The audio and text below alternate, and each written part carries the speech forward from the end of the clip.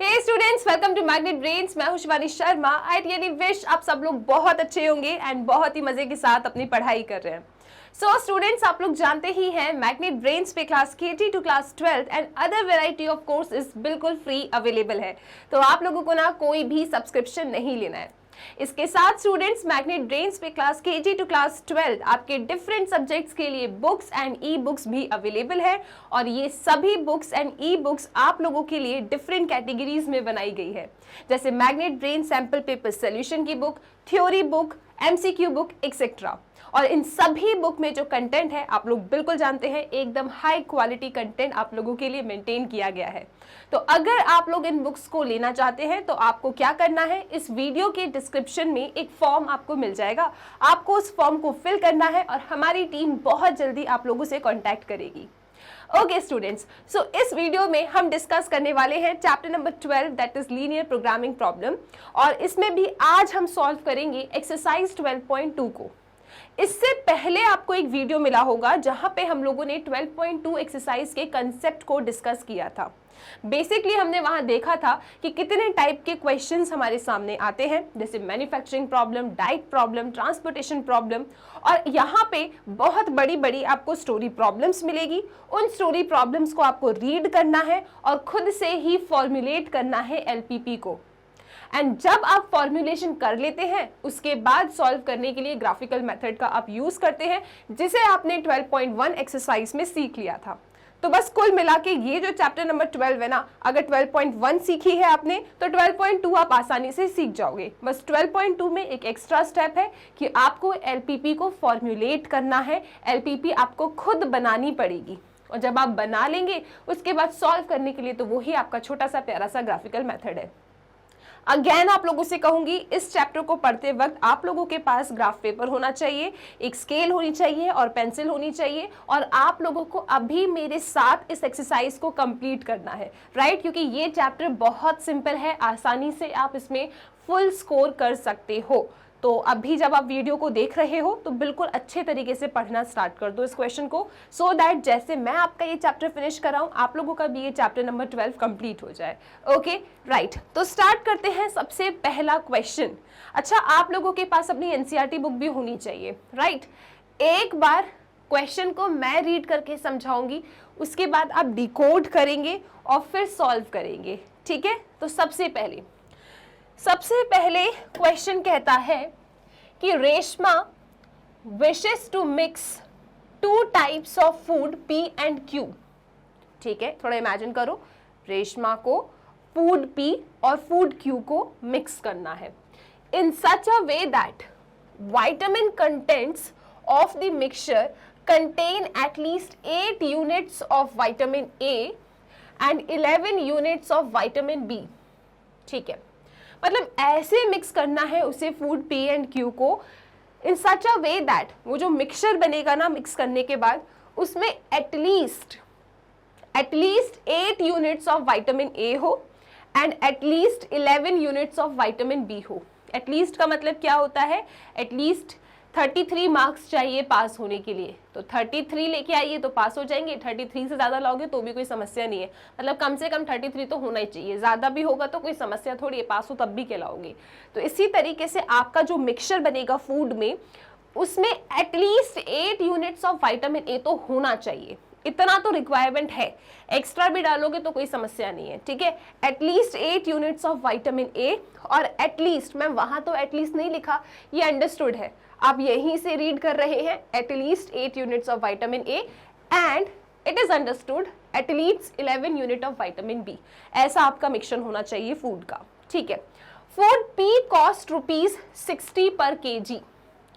अगर आप food P को खरीदने जाते हैं तो आपको 1 kg के लिए 60 रुपए देने पड़ेंगे एंड फूड Q कॉस्ट ₹80 पर kg। अगर आप Q फूड को मार्केट में जाके परचेज करते हैं तो अगर आप 1 किलो 1 kg फूड Q खरीदते हैं तो आपको कितने रुपए देने हैं? 80 रुपए देने हैं, ठीक है?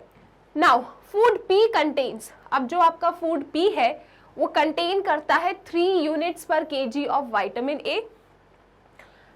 फूड P में 3 यूनिट्स हैं 1 kg विटामिन A में, मतलब अगर आप फूड पी 1 kg लेते हो, मतलब इसने पर केजी का रिलेशन बताया है।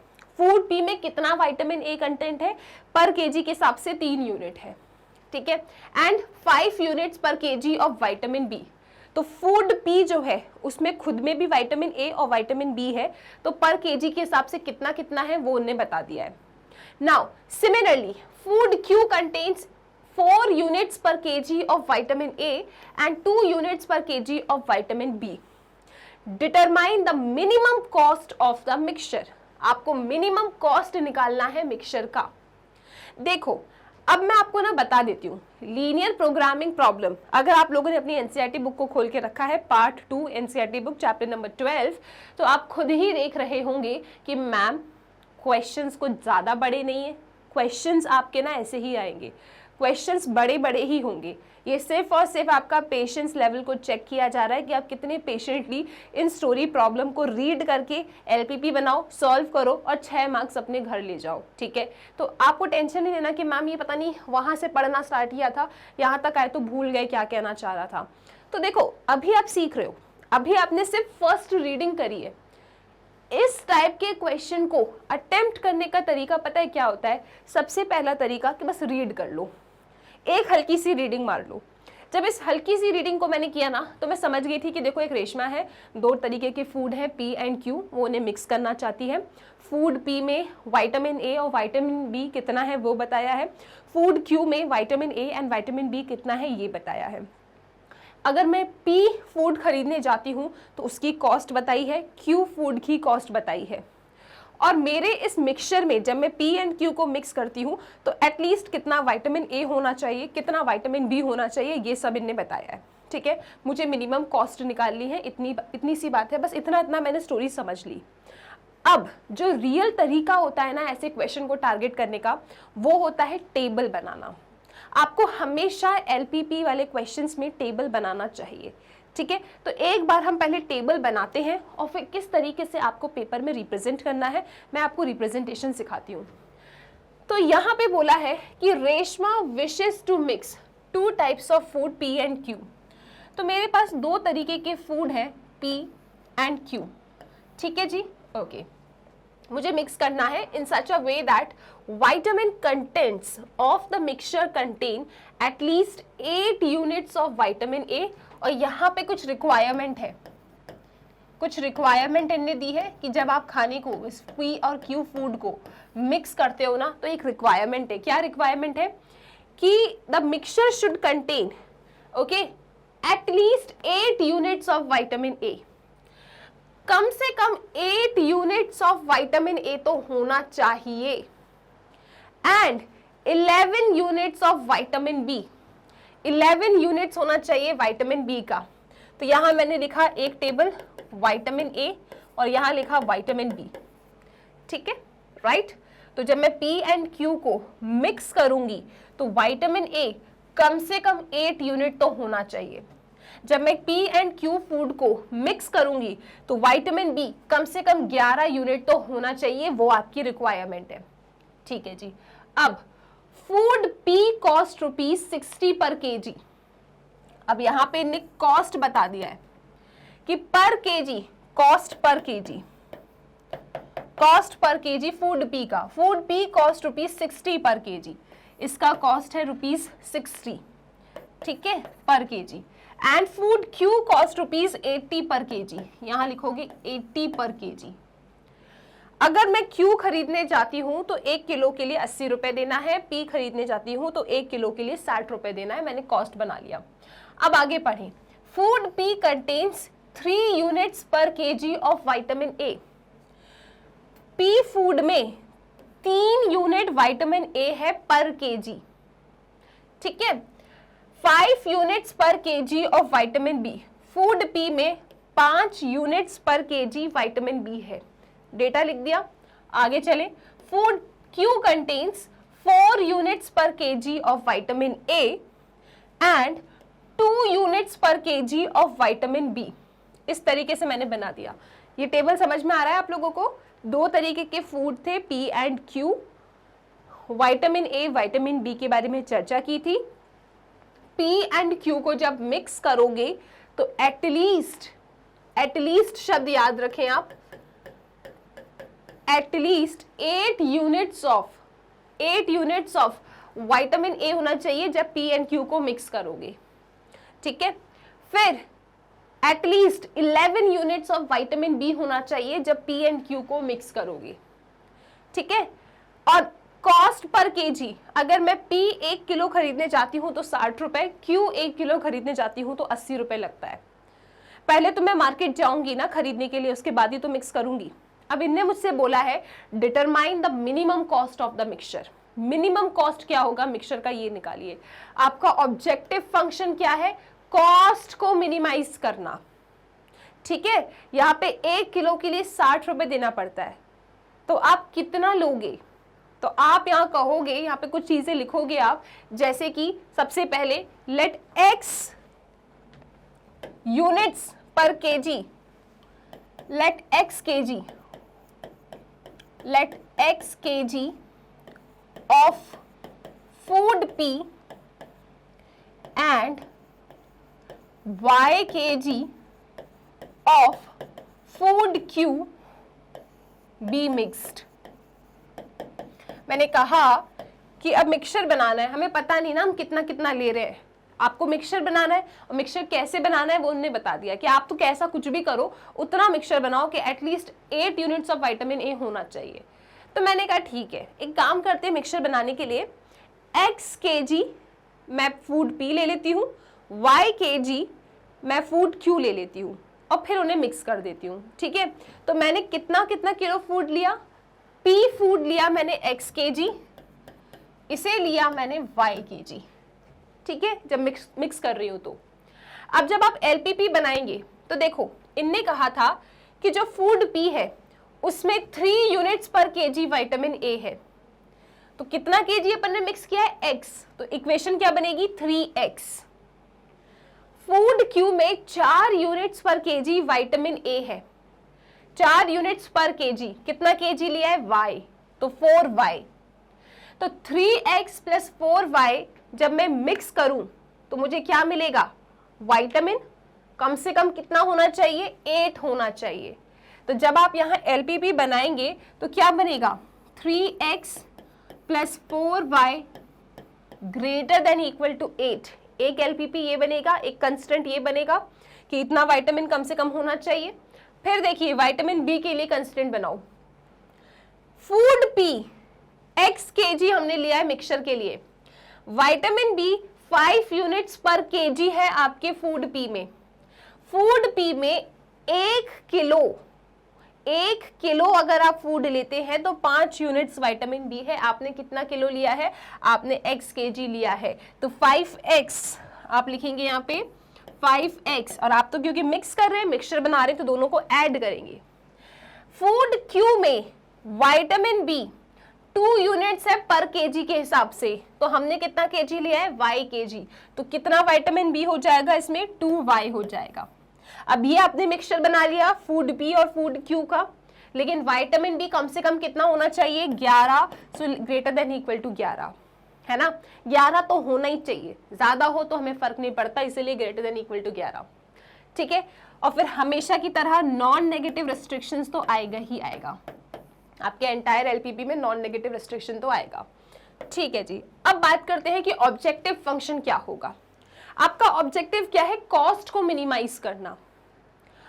आप यहां देख रहे हैं कि आप x kg फूड P ले रहे हैं, y kg फूड Q ले रहे हैं मिक्सचर बनाने के लिए, और इनने कहा है कि अगर आप 1 किलो फूड P लेते हो ना, 1 kg, तो आपको 60 रुपए देना है। आप कितना kg ले रहे हो फूड P, x kg, तो आप कितना रुपए दोगे, 60 इंटू एक्स दोगे, ठीक है। आप देंगे यहाँ पे 60 इंटू एक्स, तो जो मिनिमाइज करना है कॉस्ट को, दैट विल बी 60x। ये तो सिर्फ फूड P का हो गया क्योंकि आप तो ओवरऑल लेके आ रहे हो, ठीक है। फूड P हो गया, फूड Q 1 kg के लिए कॉस्ट है 80, आपने लिया है y, तो 80y प्लस 80y, ये आपका ऑब्जेक्टिव फंक्शन हो गया। इस कॉस्ट को आपको मिनिमाइज करना है और सब्जेक्ट टू ये कंस्ट्रेंट्स हैं आपके पास, क्या ये बात क्लियर हुई? क्या एलपीपी बनाना आपको समझ में आया? हमने कहा let x kg of food P and y kg of food Q be mixed, ठीक है। x kg of food P को और y kg of food Q को मिक्स कर दो और उसके हिसाब से फिर ये एलपीपी बन गई। अगर आप ये टेबल समझ गए ना तो ये बहुत सिंपल है। एक बार चलो फिर से इस टेबल को बनाते हैं, राइट। एक बार फिर से कोशिश करते हैं। आपका आंसर तो आ गया। अब एक बार आपने देख लिया ना, अभी थोड़ा थोड़ा आपको लग रहा होगा कि मैम कुछ कुछ चीज़ें हम पकड़ पा रहे हैं। अब एक बार आप इस क्वेश्चन को खुद रीड करो। मैंने वो टेबल हटा दिया, पीछे वाली स्लाइड पे आप लोगों के लिए पूरा एलपीपी रखा है। आप इसे रीड करें, टेबल बनाएं और ये एक्टिविटी आपको करना है, तभी आपको कॉन्फिडेंस आएगा इसमें और तभी 6 मार्क्स आप अपने जेब में ले पाएंगे, ठीक है। चलो सबसे पहले कैसे रीड करोगे? Reshma wishes to mix 2 types of foods P and Q in such a way। तो 2 तरीके के फूड है, आप ऐसा टेबल बना सकते हैं। 2 तरीके के फूड है, ठीक है। पहला फूड है P, दूसरा फूड है Q। उसे मिक्स करना है in such a way that the vitamin content of the mixture contain.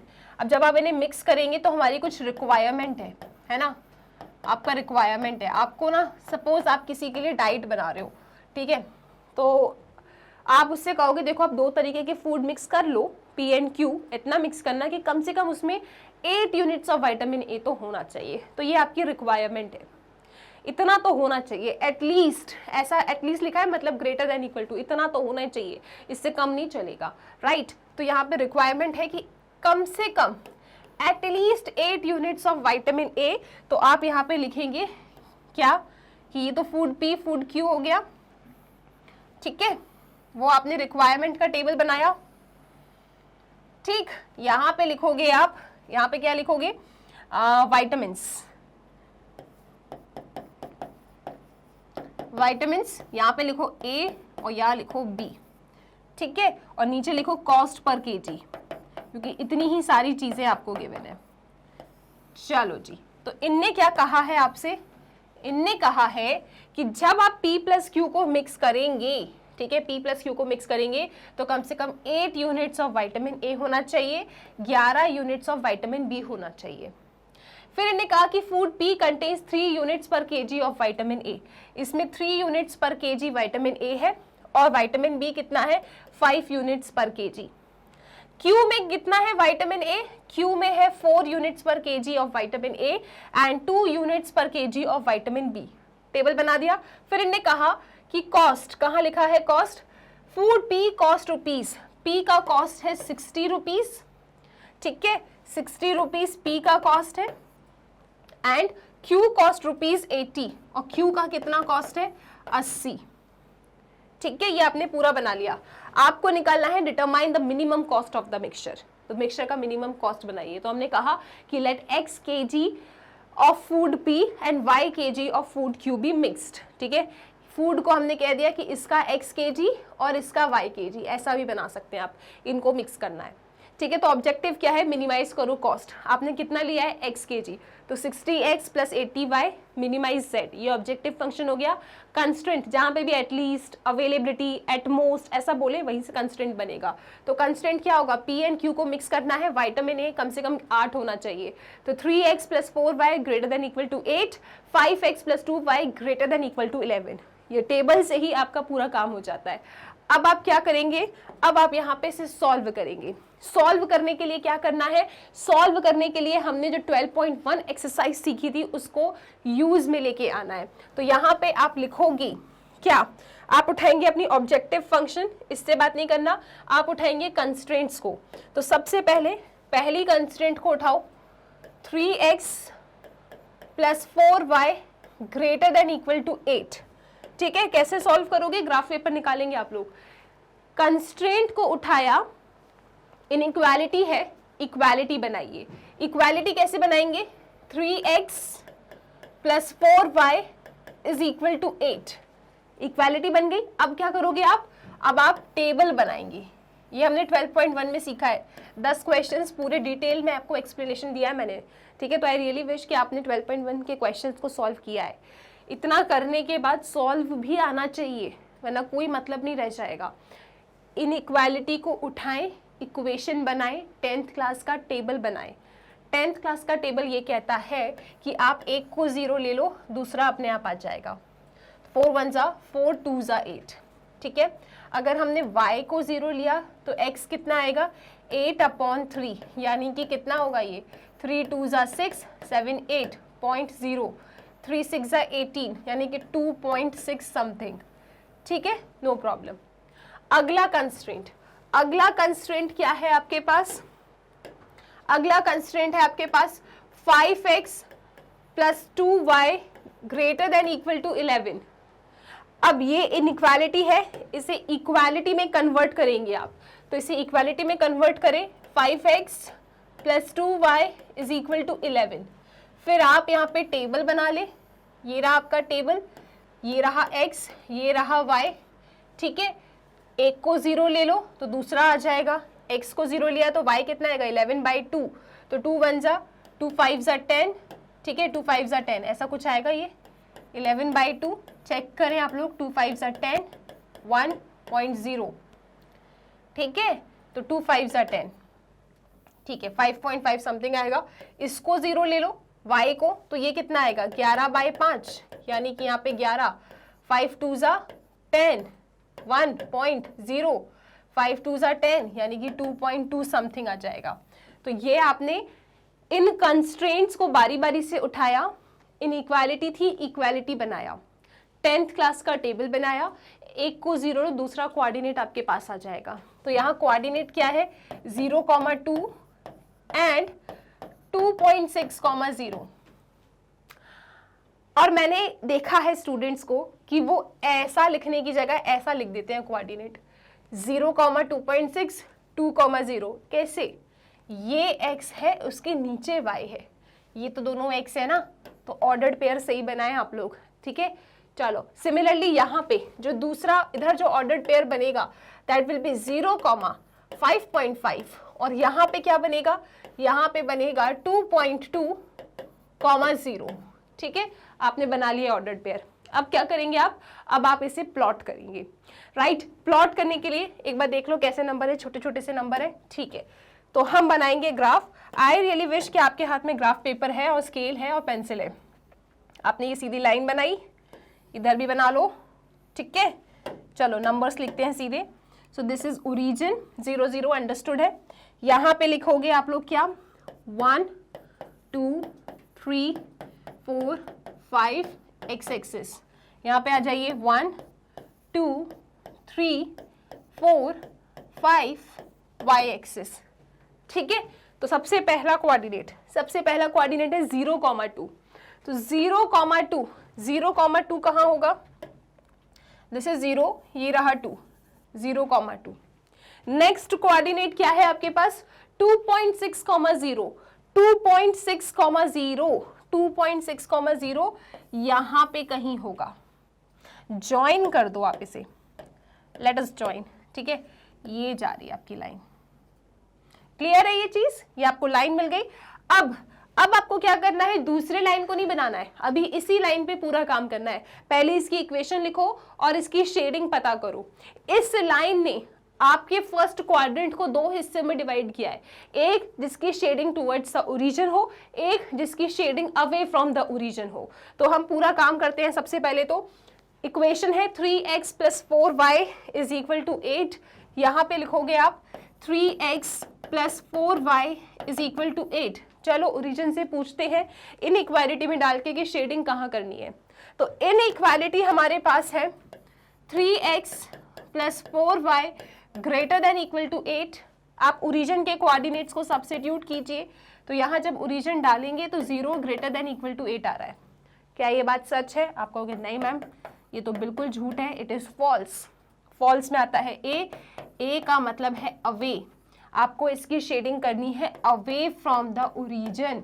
आपको ओरिजिन से दूर इसकी शेडिंग करनी है। तो ओरिजिन से दूर का मतलब क्या है? ओरिजिन से दूर का मतलब है कि आप इसकी शेडिंग यहाँ पे करोगे।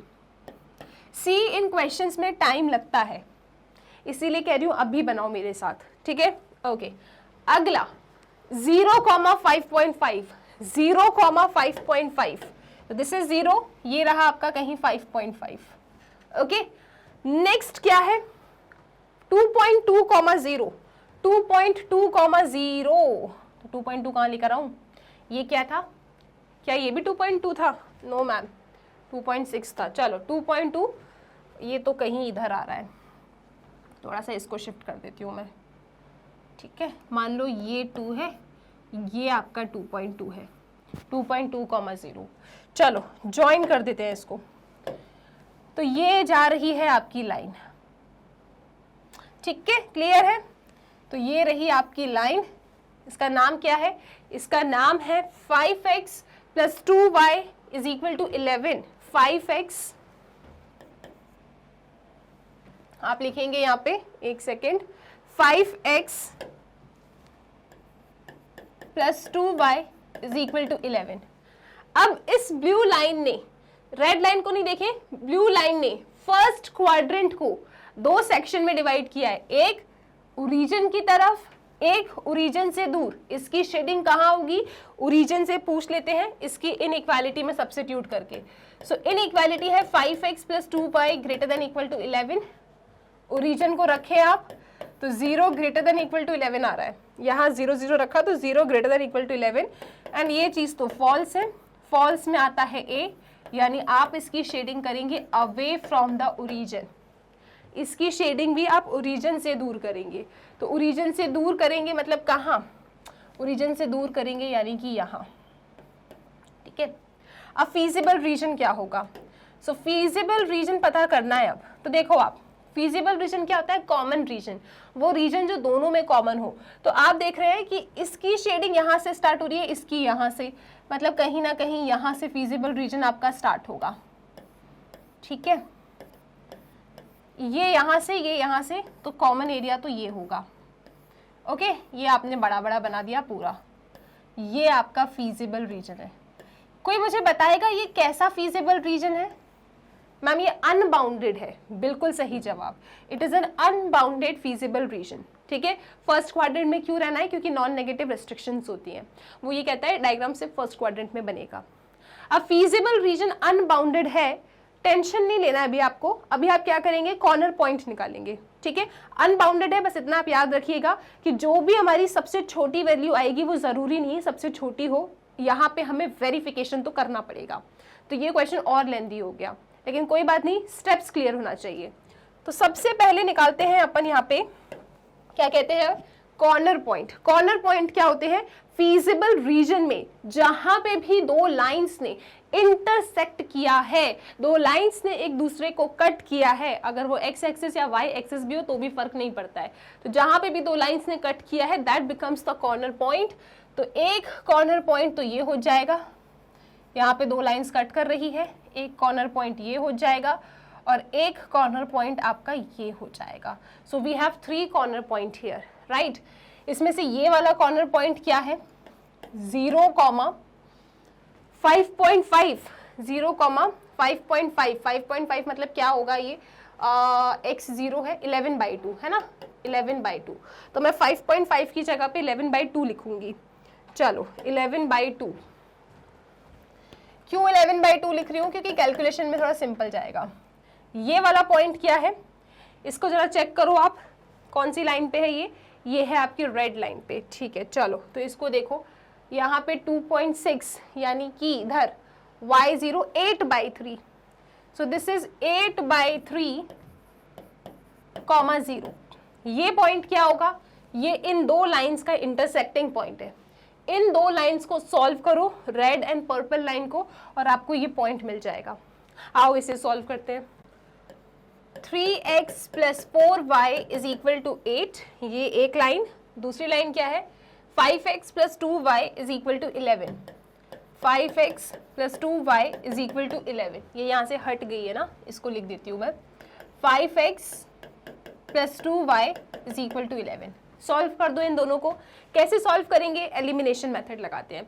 एक काम करो, यहाँ पे 2 से मल्टीप्लाई कर दो आप, तो कितना हो जाएगा ये, 2 5 = 10x, 2 2 = 4y एंड सॉरी कहाँ पे हैं अपन, यहाँ पे ना, हाँ, 2 5 = 10x, 2 2 = 4y, 2 11 = 22, ठीक है। मैंने इसमें 2 से मल्टीप्लाई कर दिया, पूरी एंटायर इक्वेशन में 2 से मल्टीप्लाई किया, तो 10x 4y 22, ओके।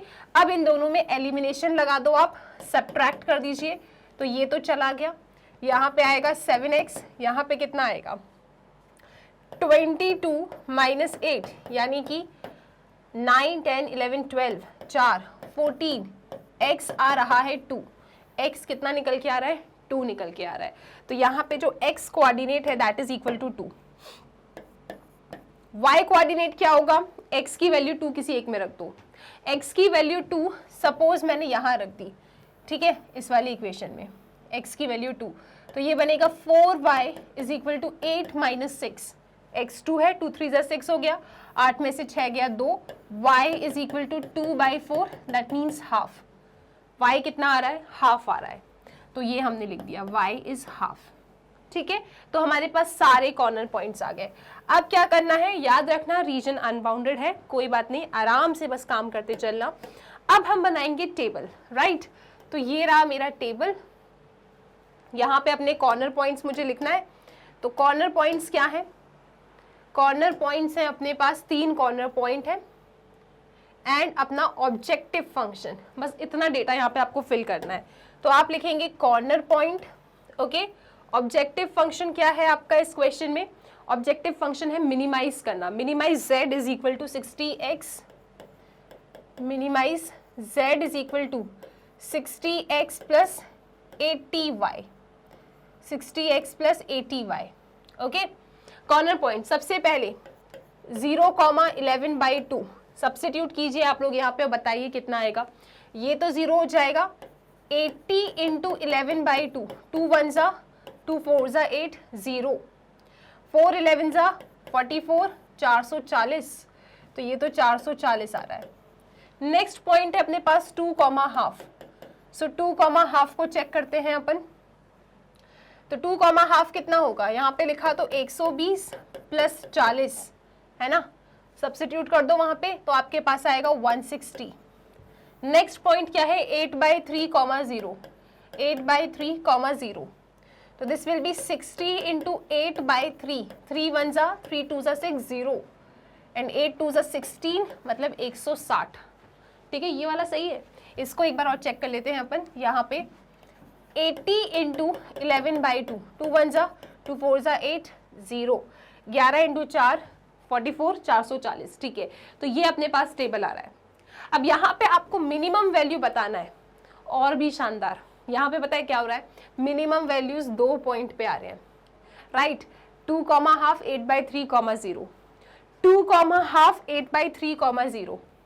अभी तो हम श्योरिटी के साथ नहीं कह सकते कि 160 मिनिमम है, क्यों, क्योंकि रीजन अनबाउंडेड है। और मान लो अगर 160 मिनिमम भी आ गया ना, तो आप कहेंगे z is equal to 160 is minimum and it occurs at all the points on the line segment joining the point this and this। याद है ना ये कंसेप्ट, अगर मिनिमम हो जाता है ये, तो लास्ट में आपको ये लाइन लिखनी है, क्योंकि 2 पॉइंट पे जब मिनिमम आता है तो बेसिकली रियलिटी में क्या होता है, इन 2 पॉइंट को ज्वाइन करने वाली लाइन पे रखे हर एक पॉइंट पे वैल्यू मिनिमम होती है। ठीक है, अभी तो खैर हम नहीं कह सकते कि 160 मिनिमम है, मिनिमम आएगा तब ऐसा आंसर देंगे। अभी तो हम अपने पेपर में क्या लिखेंगे, हम अपने पेपर में लिखेंगे कि देखो जी z इज इक्वल टू 160 में और may not be मिनिमम। ठीक है, ऐसा क्यों, may और may not be minimum, because the region is unbounded, the region is unbounded. तो अब आप यहाँ पे करेंगे वेरिफिकेशन। वेरिफिकेशन के लिए क्या करते हैं आप अपने ऑब्जेक्टिव फंक्शन के साथ इस मिनिमम वैल्यू की एक स्ट्रिक्ट इनइक्वालिटी बनाते हैं। ठीक है, तो ऑब्जेक्टिव फंक्शन के साथ और अपने मिनिमम वैल्यू के साथ एक स्ट्रिक्ट इनइक्वालिटी का काम करेंगे आप। तो लिखेंगे यहाँ पे 60x plus 80y less than 160, minimum है इसीलिए लेस देन। तो आपको क्या करना है, आपका objective function 60x plus 80y, इसके साथ स्ट्रिक्ट इनइक्वालिटी बनाएंगे। मिनिमम वैल्यू कितनी है, 160, तो आपने स्ट्रिक्ट इनइक्वालिटी बनाई ये। अब इस इनइक्वालिटी को आपको प्लॉट करना है और देखना है कि इसका शेडिंग कहाँ होती है। तो इसको प्लॉट करने के लिए हम इसे 0 से इक्वेट करेंगे। तो चलो जी इसे 0 से इक्वेट करते हैं।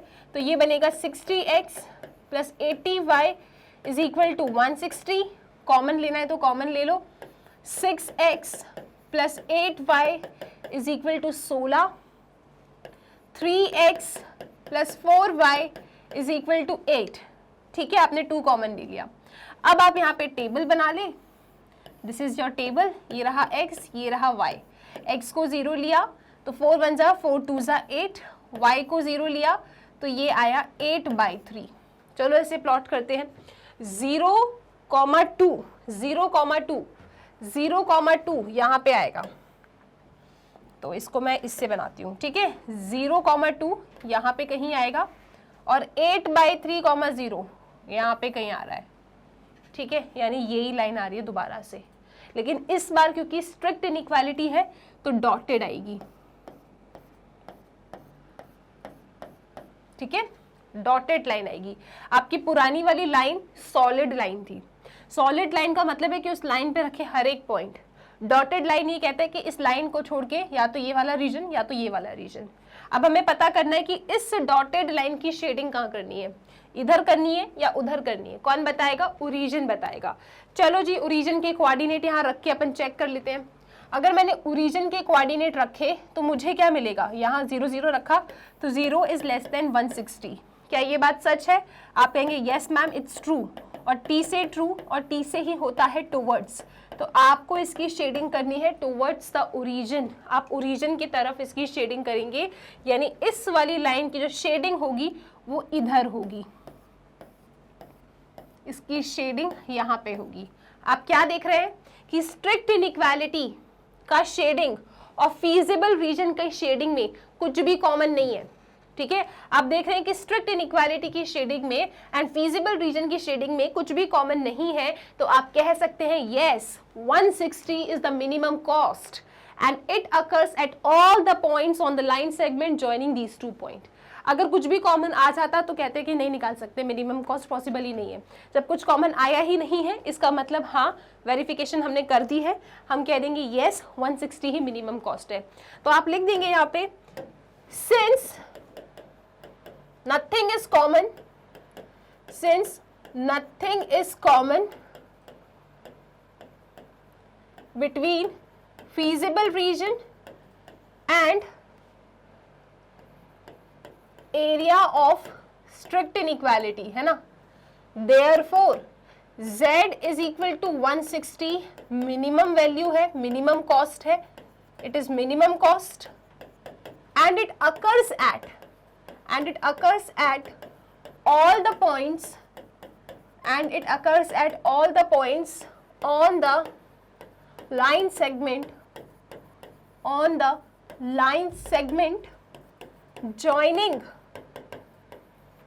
joining the points। कौन कौन से पॉइंट? 2, 1/2, 2, half and 8/3, 0।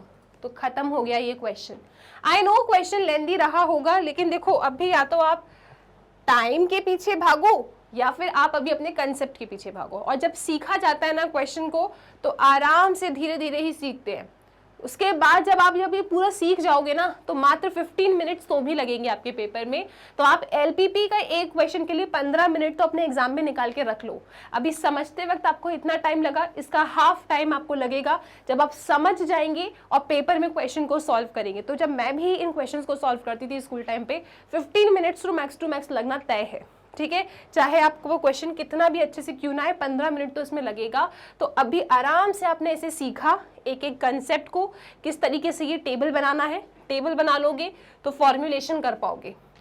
आधी जंग ही जीती है आपने फॉर्मुलेशन तक, इसके बाद आप सॉल्व करेंगे। और सॉल्व करना हमने पूरा सीखा है कब? 12.1 में। ठीक है, 2 पॉइंट पे आया भाई, हो भी सकता है नहीं भी हो सकता, रीजन अनबाउंडेड है। जब वेरिफिकेशन किया कुछ भी कॉमन नहीं निकला तो हाँ ये मिनिमम है, लेकिन 2 पॉइंट पे आया है तो उन 2 पॉइंट को ज्वाइन करने वाली हर लाइन पे मिनिमम वैल्यू मिलेगी, that is 160। Screenshot. Next question को देखते हैं, क्वेश्चन नंबर 2। क्वेश्चन नंबर 2 आसानी से रीड करना। 1 kind of cake requires 200 gram of floor and 25 gram of fat. ठीक है, एक केक बना रहे हो आप, तो उसमें 200 ग्राम आटा लगता है, 25 ग्राम फैट लगता है। And another kind of cake requires 100 gram of flour and 50 gram of fat। 2 type के केक्स हैं, इतना हम समझ गए। और यहाँ पे फ्लोर और फैट के बारे में चर्चा कर रहे हैं कि इतना इतना लगता है। ठीक है, find the maximum number of cakes, कितने, मैक्सिमम, ऑब्जेक्टिव फंक्शन क्या है यहाँ पे, maximum number of cakes. Find the maximum number of cakes which can be made from 5 kg of floor. सब कुछ ग्राम में है, ये केजी में है, तो इसे कन्वर्ट कर देंगे। ये हमसे पूछ रहे हैं कि मैक्सिमम कितने केक आप बना सकते हो। आपके पास 5 kg ऑफ आटा है मैक्सिमम, इससे ज़्यादा आटा नहीं है आपके पास, 5 kg ही है। एंड 1 kg ऑफ फैट, ठीक है, मैक्सिमम फैट कितना है, 1 kg। Assuming that there is no shortage of the other ingredients use in making the cake. चलो जी, बहुत सिंपल क्वेश्चन है। इसका टेबल बनाते हैं। 2 तरीके के केक आपको बनाना है, 1 काइंड, तो यहाँ पे लिखेंगे केक्स, ठीक है। तो पहला टाइप का केक और दूसरा टाइप का केक। केक बनाने के लिए सामान लग रहा है फ्लोर और उसके बाद लग रहा है फैट। तो इनने हमसे कहा है कि 1 kind of cake requires 200 gram of floor and 25 gram of fat, ठीक है। Another kind of cake requires 100 gram of floor and 50 gram of fat, ठीक है। Maximum number of cakes which can be made from 5 kg floor.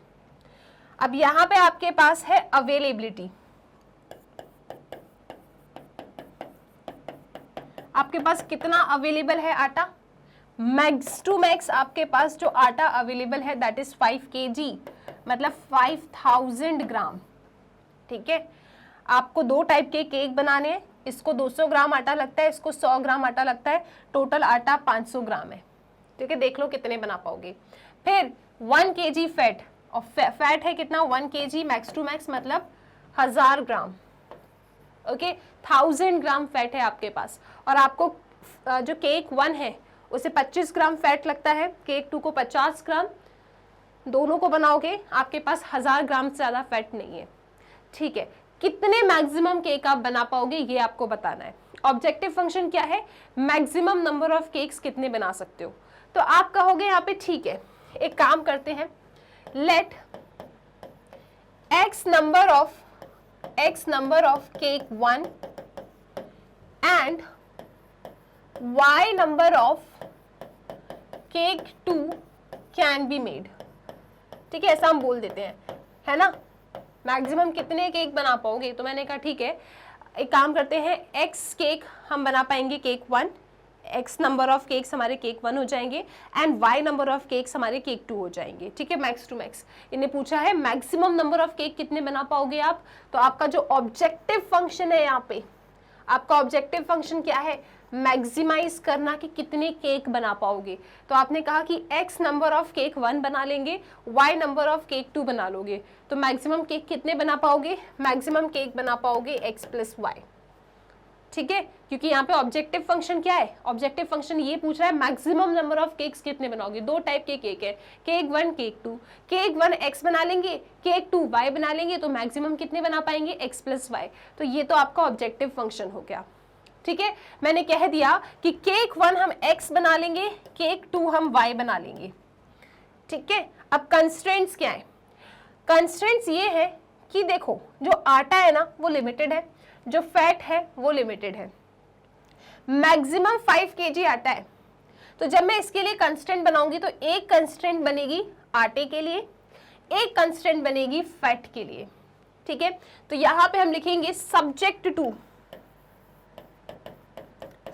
To, एक इसकी constant बनेगी क्योंकि इस पे कुछ पाबंदी है आटे के ऊपर, कितना कि 500 ग्राम ही है।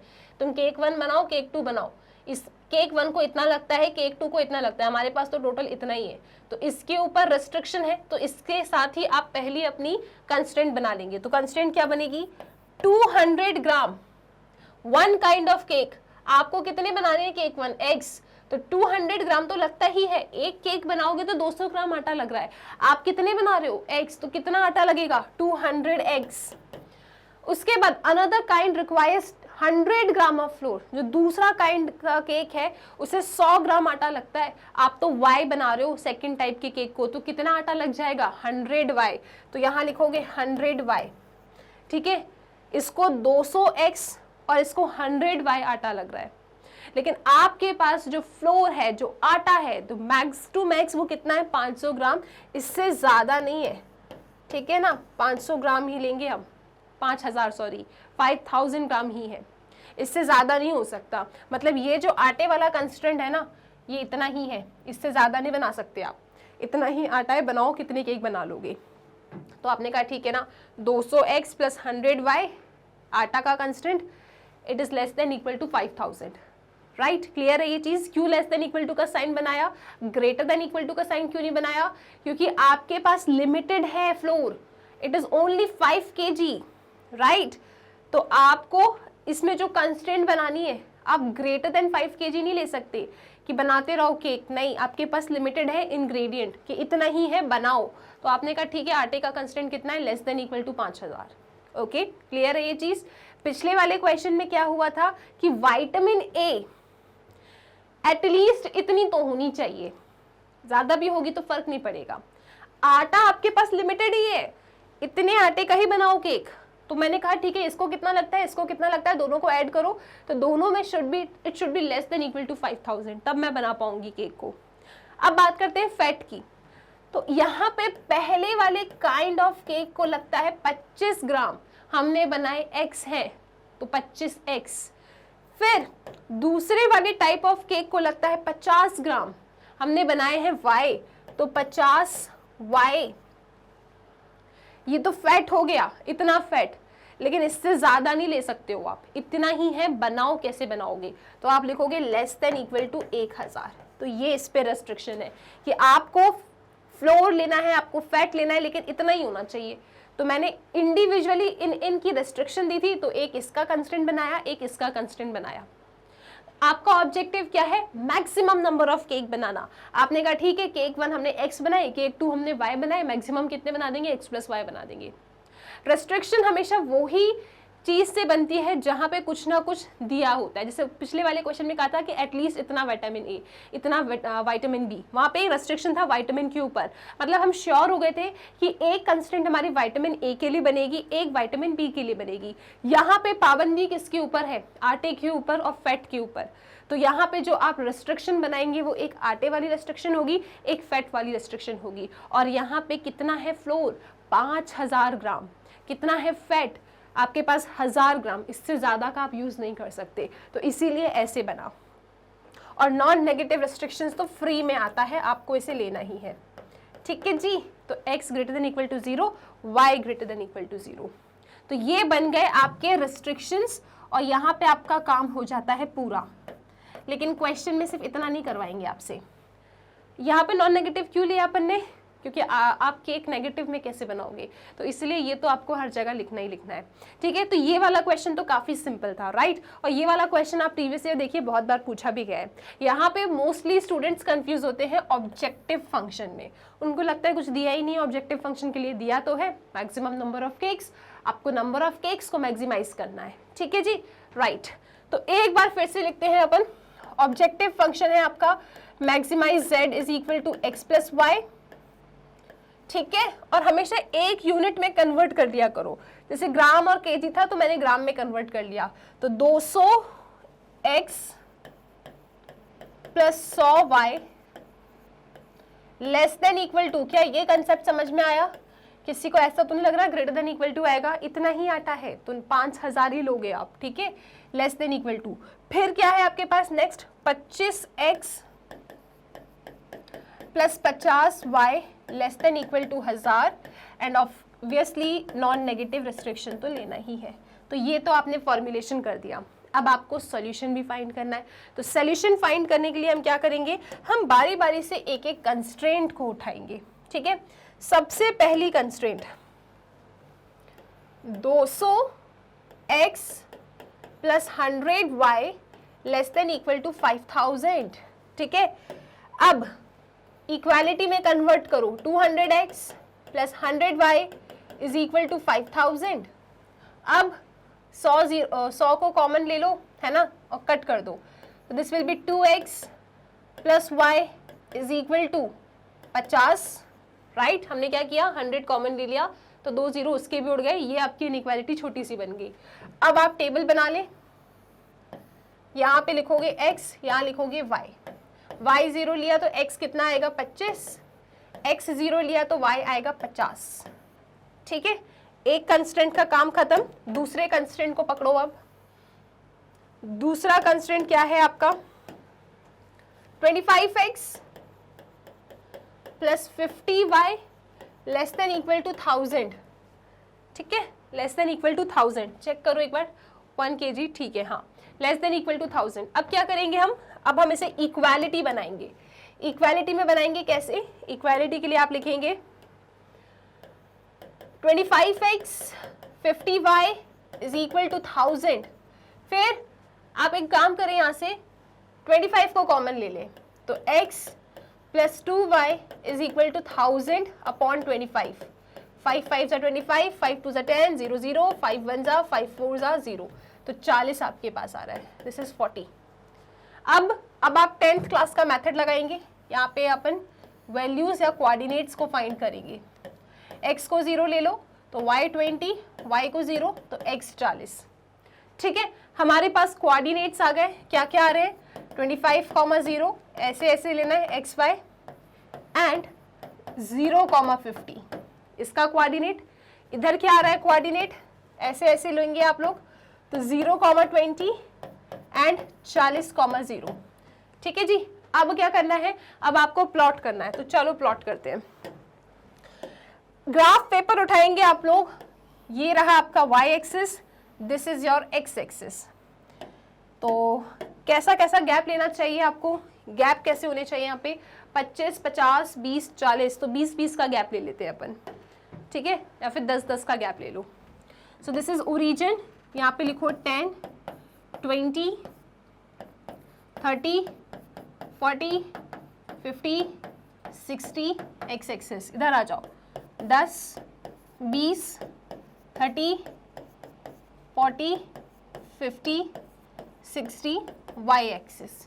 ओके जी, अब सबसे पहली लाइन के कोऑर्डिनेट्स हैं 25, 0। सो 25, 0, x आपका 25 है, 25, 0 यहाँ पे कहीं होगा। ठीक है, दूसरा कोऑर्डिनेट क्या है, 0, 50। तो 0, 50 यहाँ पे कहीं होगा। चलो जी, ज्वाइन कर देने। तो जब आप इनको ज्वाइन करेंगे तो ये ऐसा आ जाएगा। ठीक है, यहाँ पे अपने इक्वेशन को लिख दो, 2x plus Y is equal to 50। तो आप लिखेंगे यहाँ पे 2x plus Y is equal to 50। Shading इधर करूं या इधर करूं, मैम ओरिजिन से पूछ लो। Very good. तो ओरिजिन के कोऑर्डिनेट्स यहाँ डालती हूँ इनइक्वालिटी में। तो क्या आ रहा है, 0 लेस देन इक्वल टू 5000। क्या ये बात सच है? यस, ये बात सच है, इट इज ट्रू। यानी टूवर्ड्स द ओरिजिन इसकी शेडिंग होगी। कहाँ पे? Towards the origin. तो चलो जी शेड करते हैं। तो इसकी शेडिंग होगी इस डायरेक्शन में। ठीक है, नेक्स्ट वाली लाइन, नेक्स्ट लाइन क्या है, ये रही 0, 20, 0, 20, ओके, 0, 20 और दूसरा शायद 40, 0 था। Let me check, 40, 0। ठीक है, अब आप क्या करेंगे, इन दोनों पॉइंट्स को ज्वाइन कर दो। यहाँ पे ये जा रही है आपकी दो लाइंस। ठीक है जी, इसकी इक्वेशन क्या है चेक कर लेते हैं एक बार। इसकी इक्वेशन है x plus 2y is equal to 40। तो आप यहाँ लिखेंगे this is x plus 2y is equal to 40। Blue line की शेडिंग ओरिजिन की तरफ करना है या ओरिजिन से दूर करना है, ओरिजिन बताएगा। तो चलो पूछ लेते हैं ओरिजिन से। यहाँ पे रख दो origin 0, 0, 0 less than equal to 1000 आ रहा है। हाँ, ये बात तो सच है, इट इज ट्रू। तो इसकी शेडिंग कहाँ होगी, ट्रू है तो टुवर्ड्स द ओरिजिन आप शेड करेंगे। ठीक है, तो टुवर्ड्स द ओरिजिन शेड करते हैं ब्लू लाइन को, यानी कि इसकी शेडिंग इस डायरेक्शन में होगी। Now let us find the feasible reason. Feasible reason क्या होगा, तो फीजिबल रीजन क्या होगा, कॉमन रीजन, जहां पे दोनों की शेडिंग आ रही है। रेड लाइन यहाँ आ रही है, ब्लू लाइन यहाँ आ रही है। तो जहां पे दोनों ओवरलैप करेंगे वो एरिया क्या है, ये होगा क्या, नहीं, इसकी स्टार्टिंग यहाँ से हुई है, ये यहाँ से आ रहा है, तो ये यहाँ से आपका फीजिबल रीजन आएगा और ये सिर्फ इतना रहने वाला है। और नॉन नेगेटिव रेस्ट्रिक्शन कहता है फर्स्ट क्वाड्रेंट में रहो।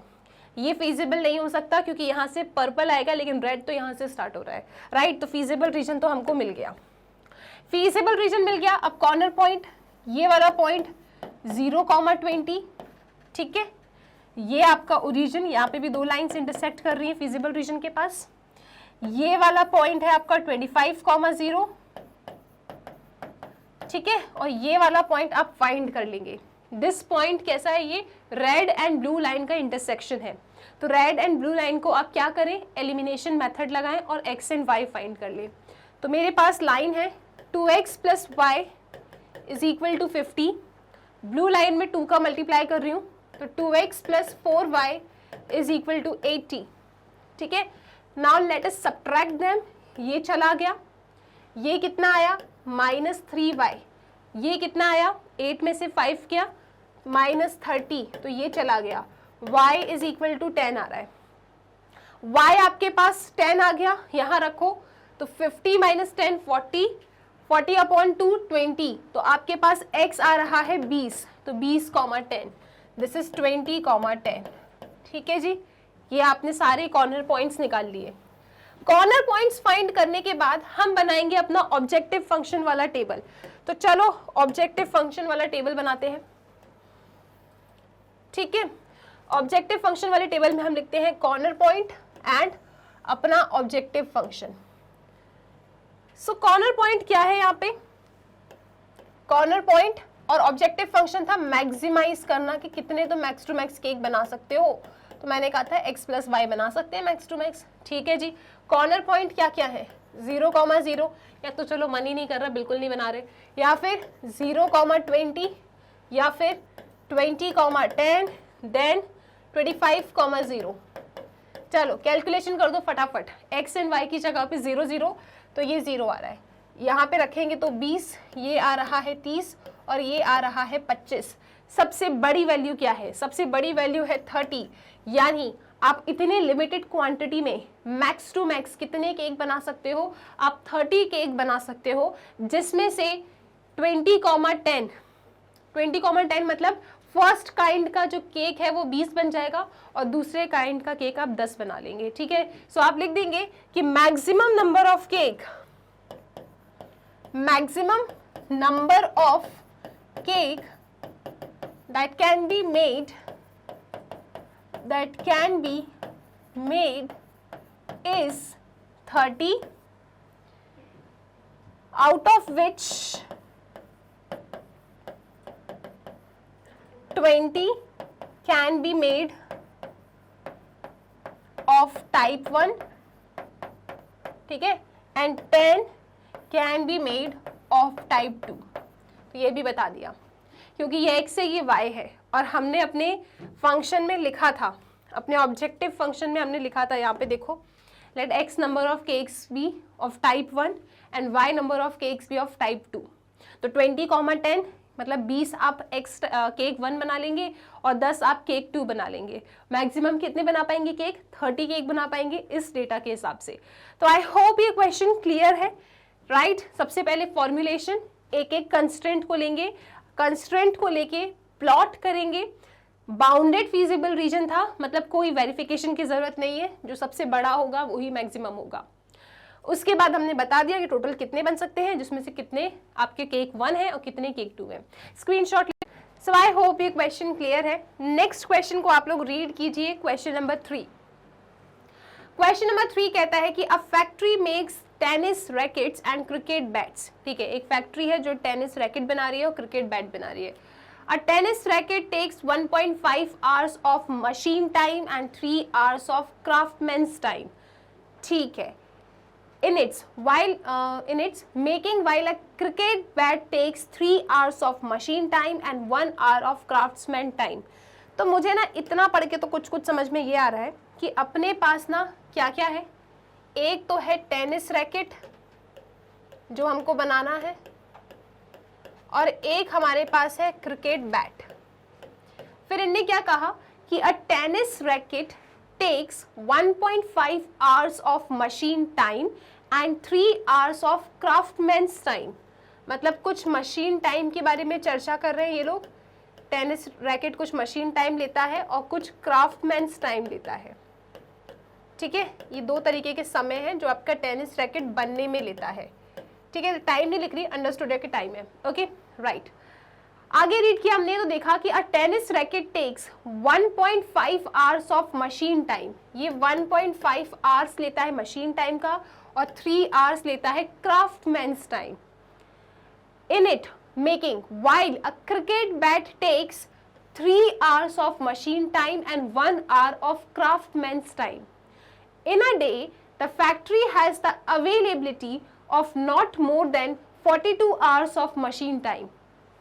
किसी एक दिन, right, in a day, एक दिन में फैक्ट्री ना 42 आवर्स से ज़्यादा अपने मशीन को नहीं चला सकती। ठीक है, मतलब वो लिमिटेशन है, वो रेस्ट्रिक्शन है। किसके ऊपर रेस्ट्रिक्शन है? मशीन के काम करने पे, कि एक दिन में हम अपनी मशीन से ना 42 आवर्स से ज़्यादा का काम नहीं ले सकते। तो मैक्स टू मैक्स कितना ले सकते हैं? 42 आवर्स। अब 42 आवर्स से ज़्यादा का टाइम नहीं ले सकते हो अपनी मशीन से, इसका मतलब लेस देन इक्वल टू 42। सही बात है ना, ये बात क्लियर हो रही है? Okay. And 24 hours of craftsman's time, और किसी भी डे में the factory has the availability of 24 hours of craftsman's time. और क्राफ्ट्समैन टाइम कितना लेते हैं? उसके लिए भी अवेलेबिलिटी मेरे पास कितना है? 24 आवर्स है। मतलब मेरे पास machine time and craftsman time के ऊपर पाबंदी है, रेस्ट्रिक्शन है, कि मैं एक फैक्ट्री खोल के बैठी हूँ, अपनी फैक्ट्री में मैं टेनिस रैकेट बनाती हूँ और क्रिकेट बैट बनाती हूँ। ठीक है, अब मेरे टेनिस रैकेट को कुछ मशीन में भी काम होगा, कुछ क्राफ्ट्समैन टाइम होगा, तो कितना कितना समय लगता है वो यहाँ पे इंडिविजुअली दे दिया है कि अगर एक टेनिस रैकेट मैं बनाती हूँ तो 1.5 आवर्स मशीन टाइम लगता है, 3 आवर्स क्राफ्ट्समैन टाइम लगता है। अगर एक क्रिकेट बैट आप बनाते हो तो उसके लिए मशीन टाइम 3 आवर्स लगता है एंड क्राफ्ट्समैन टाइम 1 आवर लगता है। फैक्ट्री एक है आपकी, आपकी फैक्ट्री में 2 टाइप के प्रोडक्ट बन रहे हैं, दोनों को मशीन, दोनों को क्राफ्ट्समैन टाइम चाहिए। मैक्स टू मैक्स आप अपने मशीन को 42 आवर्स के लिए ऑपरेट कर सकते हो। In a day the factory has the availability of not more than 42 hours. So क्या होगा? Less than equal to 42 hours ज़्यादा नहीं बना सकते आप। ठीक है, और क्राफ्ट्समैन के लिए कितना है? 24 आवर्स। 24 आवर्स से ज़्यादा आप क्राफ्ट्समैन टाइम का यूटिलाइजेशन नहीं कर सकते हो। तो ये हमने कुछ कुछ लिख लिया। ठीक है, अब नेक्स्ट जो ने पूछा है, what number of rackets and bats must be made if the factory is to work at full capacity। अगर फैक्ट्री को फुल कैपेसिटी पे काम करना है, अगर फैक्ट्री फुल कैपेसिटी पे काम कर रही है, तो what number of rackets and bats must be made. मतलब ये ऑब्जेक्टिव फंक्शन है कि अगर आपकी फैक्ट्री में सब कुछ सही चल रहा है, राइट, एकदम फुल कैपेसिटी के साथ ये काम कर रही है, तो मैक्स टू मैक्स आप कितने रैकेट और बैट बना सकते हो। तो फर्स्ट केस आपसे कह रहा है ऑब्जेक्टिव फंक्शन, यहाँ पे ये हमसे पूछ रहा है कि मैक्स टू मैक्स आप कितने टेनिस और क्रिकेट बैट बना सकते हो। तो मैंने कहा कि मान लो x टेनिस रैकेट बन जाते हैं एंड y क्रिकेट बैट बन जाते हैं एक दिन में। सो मैक्स टू मैक्स में कितने क्रिकेट बैट और टेनिस रैकेट बना सकती हूँ जब मेरी फैक्ट्री फुल कैपेसिटी पे काम करे, यानी मुझे मैक्सिमाइज करना है z को, मैक्सिमाइज z है मेरा x plus y first case के लिए। यानी कंस्ट्रेंट्स तो यहाँ मिल गए, ये मुझे ऑब्जेक्टिव फंक्शन बता रहा है। मैम मैक्सिमम तो कहीं लिखा नहीं है। अरे अंडरस्टूड है ना, फैक्ट्री फुल कैपेसिटी पे काम कर रही है तो मैक्सिमम ही बनाएगी, मैक्स टू मैक्स कितने बैट बना सकती है, तो ऑब्जेक्टिव फंक्शन ये हो गया। सेकेंड क्वेश्चन कहता है कि if the profit on a racket and on a bat is ₹20 and ₹10 respectively, find the maximum profit of the factory when it works at full capacity। अगर एक टेनिस रैकेट के लिए आपका प्रॉफिट होता है 20 रुपए का, ठीक है जी, आ का मतलब क्या होता है? एक, और एक क्रिकेट बैट बनाने पे आपका प्रॉफिट होता है 10 रुपए का। किसी दिन आपकी फैक्ट्री फुल कैपेसिटी पे काम कर रही है तो मैक्सिमम प्रॉफिट कितना होगा? तो आप कहेंगे मैक्सिमम प्रॉफिट कितना होगा, यानी मैक्सिमाइज z करना है आपको। टेनिस रैकेट x बनाते हो, 20 रुपए का प्रॉफिट है एक पे, तो 20x। क्रिकेट बैट आप y बनाते हो, 10 रुपए का प्रॉफिट है एक बैट पे, तो 10y, यानी कि कंस्ट्रेंट वही, ऑब्जेक्टिव फंक्शन नया। ठीक है, कंस्ट्रेंट्स है वही, ऑब्जेक्टिव फंक्शंस है नए नए आपके इन क्वेश्चंस में। और आप जानते हो कि जब भी आप प्लॉट करते हैं, इन क्वेश्चंस को सॉल्व करते हैं ग्राफिकली, तो आप किसको प्लॉट करते हैं? कंस्ट्रेंट्स को ही प्लॉट करते हैं। तो ग्राफ तो आपका एक ही बनेगा, एक बार जब कॉर्नर पॉइंट बनाओगे तो ऑब्जेक्टिव फंक्शन इसको लेना, एक बार जब कॉर्नर पॉइंट का टेबल बनाओगे तो ऑब्जेक्टिव फंक्शन इसको लेना, और फिर आप अपना ओवरऑल आंसर दे देना। ठीक है, क्या ये बात क्लियर है? इस क्वेश्चन में सबसे अच्छी चीज ये थी कि सब कुछ जितना भी आपको टाइम दिया है सभी आर में था, ऐसा नहीं था कि कोई मिनट में कोई सेकंड में है। अगर ऐसा हो जाए तो आपको कन्वर्ट करना होता है, ये आपकी जिम्मेदारी है। बट ये क्वेश्चन अच्छा था, सब कुछ ऑलरेडी गिवन था। अब यहां से आप क्वेश्चन नंबर 3 पे आ गए हो, तो आपको एक चीज तो समझ में आ गई होगी कि कंस्ट्रेंट हम किस चीज का बनाते हैं। कंस्ट्रेंट आप उसका बनाते हो जिसमें यहाँ पे कुछ ना कुछ लिमिटेशन गिवन होती है, क्योंकि कंस्ट्रेंट का मतलब ही होता है रिस्ट्रिक्शन। तो यहाँ पे मेरे पास रिस्ट्रिक्शन क्या था? मशीन टाइम का। इसको भी मशीन लगती है, इसको भी मशीन लगती है। मेरे पास मैक्सिमम मशीन किसी भी दिन 42 घंटे ही है। तो एक कंस्ट्रेंट मेरी बनेगी 1.5x + 3y ≤ 42। X and Y क्या है? एक्स एंड वाई मेरे number of tennis racket and cricket bat है which is produced in a day. ठीक है, तो एक को लगता है 1.5 घंटा, तो एक्स टेनिस रैकेट को कितना लगेगा? 1.5 × x प्लस 3 × y। एक क्रिकेट बैट को 3 घंटे लगते हैं मशीन टाइम के, तो y है तो कितना? 3y। दोनों मशीन टाइम है, ऐड करो, इससे ज्यादा मशीन नहीं चलेगी। तो एक कंस्ट्रेंट ये बन गया और एक कंस्ट्रेंट यहां से बन जाएगा। आई होप ये क्लियर है। ठीक है, चलो अब इसको प्रेजेंटेशन देते हैं। क्वेश्चन बहुत सिंपल है। सबसे पहले आप लिखेंगे लेट डिसीजन वेरिएबल को लिख दो कि क्या है आपका डिसीजन वेरिएबल। तो let x and y be the number of, आप पूरी स्पेलिंग लिखेंगे, number of tennis racket and cricket bat be produced in a factory in a day। क्योंकि एक दिन की बात है ना, एक दिन में 42 घंटे की मशीन चलती है, तो एक दिन में हमने x टेनिस रैकेट और y क्रिकेट बैट बना लिए। ठीक है, अब सबसे पहला क्वेश्चन हमसे ऑब्जेक्टिव फंक्शन के लिए क्या कह रहा था? सबसे पहला क्वेश्चन कह रहा था कि what number of rackets and bats must be made if the factory is to work at full capacity. तो यहाँ पे मेरे पास है कि मैक्सिमाइज करना है मुझे z को, that is equal to x + y। Subject to constraints क्या है मेरे पास? एक मशीन टाइम का कंस्ट्रेंट बनेगा और एक क्राफ्ट्समैन टाइम का कंस्ट्रेंट बनेगा। तो पहला है 1.5x + 3y। आप लिखेंगे यहाँ पे 1.5x + 3y। 42 घंटे से ज्यादा मेरी मशीन नहीं चलेगी, सो <= 42। 42 से कम चलाओगे चल जाएगा, लेकिन 42 से ज्यादा नहीं चल सकती है। ठीक है, क्राफ्ट्समैन 3x + y। आप लिखेंगे 3x + y <= 24 आवर्स, 24 आवर्स, इससे ज्यादा काम नहीं करेगा। ठीक है, और यहाँ पे non negative restriction x y > 0, क्योंकि नेगेटिव तो बनाओगे नहीं आप, है ना? सही है, तो ये पहले वाले क्वेश्चन के लिए हो गया। ठीक है जी, अब दूसरे वाले क्वेश्चन में भी यही काम है, राइट? दूसरे वाले क्वेश्चन में भी यही काम है। तो सेकेंड पार्ट में क्या हो रहा है ना, ठीक है, पहले इसको सॉल्व करते हैं, एक ही चीज है। ये पहले वाले क्वेश्चन को टारगेट कर रही हूं मैं। अब आपके दिमाग में ये आ रहा होगा कि मैम ये टेबल हमें अपने एग्जाम में दिखाना है। यस, आपको ये टेबल दिखाना है। यहाँ पे लिख लोगे अवेलेबिलिटी, ठीक है, और ये टेबल बना देंगे आप। बिल्कुल आपको ये दिखाना है। ये भले ही आप ना बनाए यहाँ पे, ये अपने खुद के लिए, हमने अंडरस्टैंडिंग के लिए बनाया है। ठीक है, तो ये टेबल जरूर बनाए पेपर में।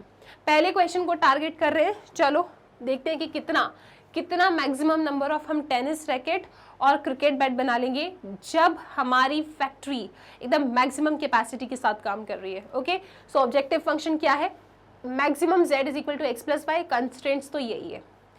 सबसे पहले पकड़ते हैं पहले कंस्ट्रेंट को। सो पहला कंस्ट्रेंट है आपके पास 1.5x + 3y less than equal to 42। Equation में कन्वर्ट करो इसे, 15/10x है ना, डेसिमल में फ्रैक्शन में लिख दिया, 3y इज इक्वल टू 42। ठीक है जी, तो इसे हम लिख सकते हैं, क्या लिख सकते हैं इसको, 5 2 ज़ा 5 3 ज़ा 3x, ठीक है, 3x plus 6y is equal to 2 2 ज़ा 4 2 4 ज़ा 8। क्या किया मैंने, इसे कट किया, 5 2 ज़ा 5 3 ज़ा 2 एलसीएम ले लिया और इसको ऐसा बना दिया। अब एक काम करो, यहाँ से 3 कॉमन ले लो, तो this will be x plus 2y, ठीक है, 3 2 ज़ा 6 3 8 ज़ा 24। ये बन गई आपकी सबसे सिंपलेस्ट इक्वेशन। अब यहाँ प्लॉट करने के लिए क्लास 10th में चलते हैं, टेबल बनाते हैं। दिस इज x, ये रहा y, आपने y को 0 लिया, ठीक है, तो x आया 28, x को 0 लिया तो y कितना आया, 2 1 ज़ा 2 4 ज़ा 8, राइट। अगले कंस्ट्रेंट को पकड़े आप, अगला कंस्ट्रेंट क्या है, 3x plus y, 3x plus Y less than equal to 24। ठीक है, इसे इक्वेशन बनाएं आप। इक्वेशन कैसे बनेगी, 3x plus Y is equal to 24। Box बना लो, इसमें से क्या ही कॉमन लोगे अब, तो यहाँ पे लिखो x, यहाँ लिखो y। x हमने 0 लिया, y 24 आया, y 0 लिया तो x 8 आया। ठीक है, तो ये कुछ इस तरीके का आ रहा है अपने पास। कंस्ट्रेंट्स हमने निकाल लिया, कंस्ट्रेंट तो दोनों में ही कॉमन है, बस दोनों के ऑब्जेक्टिव फंक्शंस बदले हैं। तो कंस्ट्रेंट कॉमन है, मतलब ग्राफ पेपर पे एक ही ग्राफ बना के आना है आपको। चलो अब ग्राफ पेपर निकालो आप लोग और जल्दी से प्लॉट करते हैं अपन। तो यहाँ पे this is your y axis, ठीक है, ये रही आपकी x एक्सिस, एक ही ग्राफ बनाएंगे हम। तो कंस्ट्रेंट कैसी कैसी हैं, सब इवन है ना, तो 2 2 का गैप ले लें, 4 4 2 ज़ा 8, 4 4 का गैप ले सकते हैं, चलो 4 4 का गैप ले लेते हैं। तो यहाँ पे आप लिखेंगे दिस इज ओरिजिन, 4 4 2 ज़ा 8, 4 3 ज़ा 12, 4 4 ज़ा 16, 4 5 ज़ा 20, 4 6 ज़ा 24, 4 7 ज़ा 28, और इससे ज़्यादा कुछ नहीं है।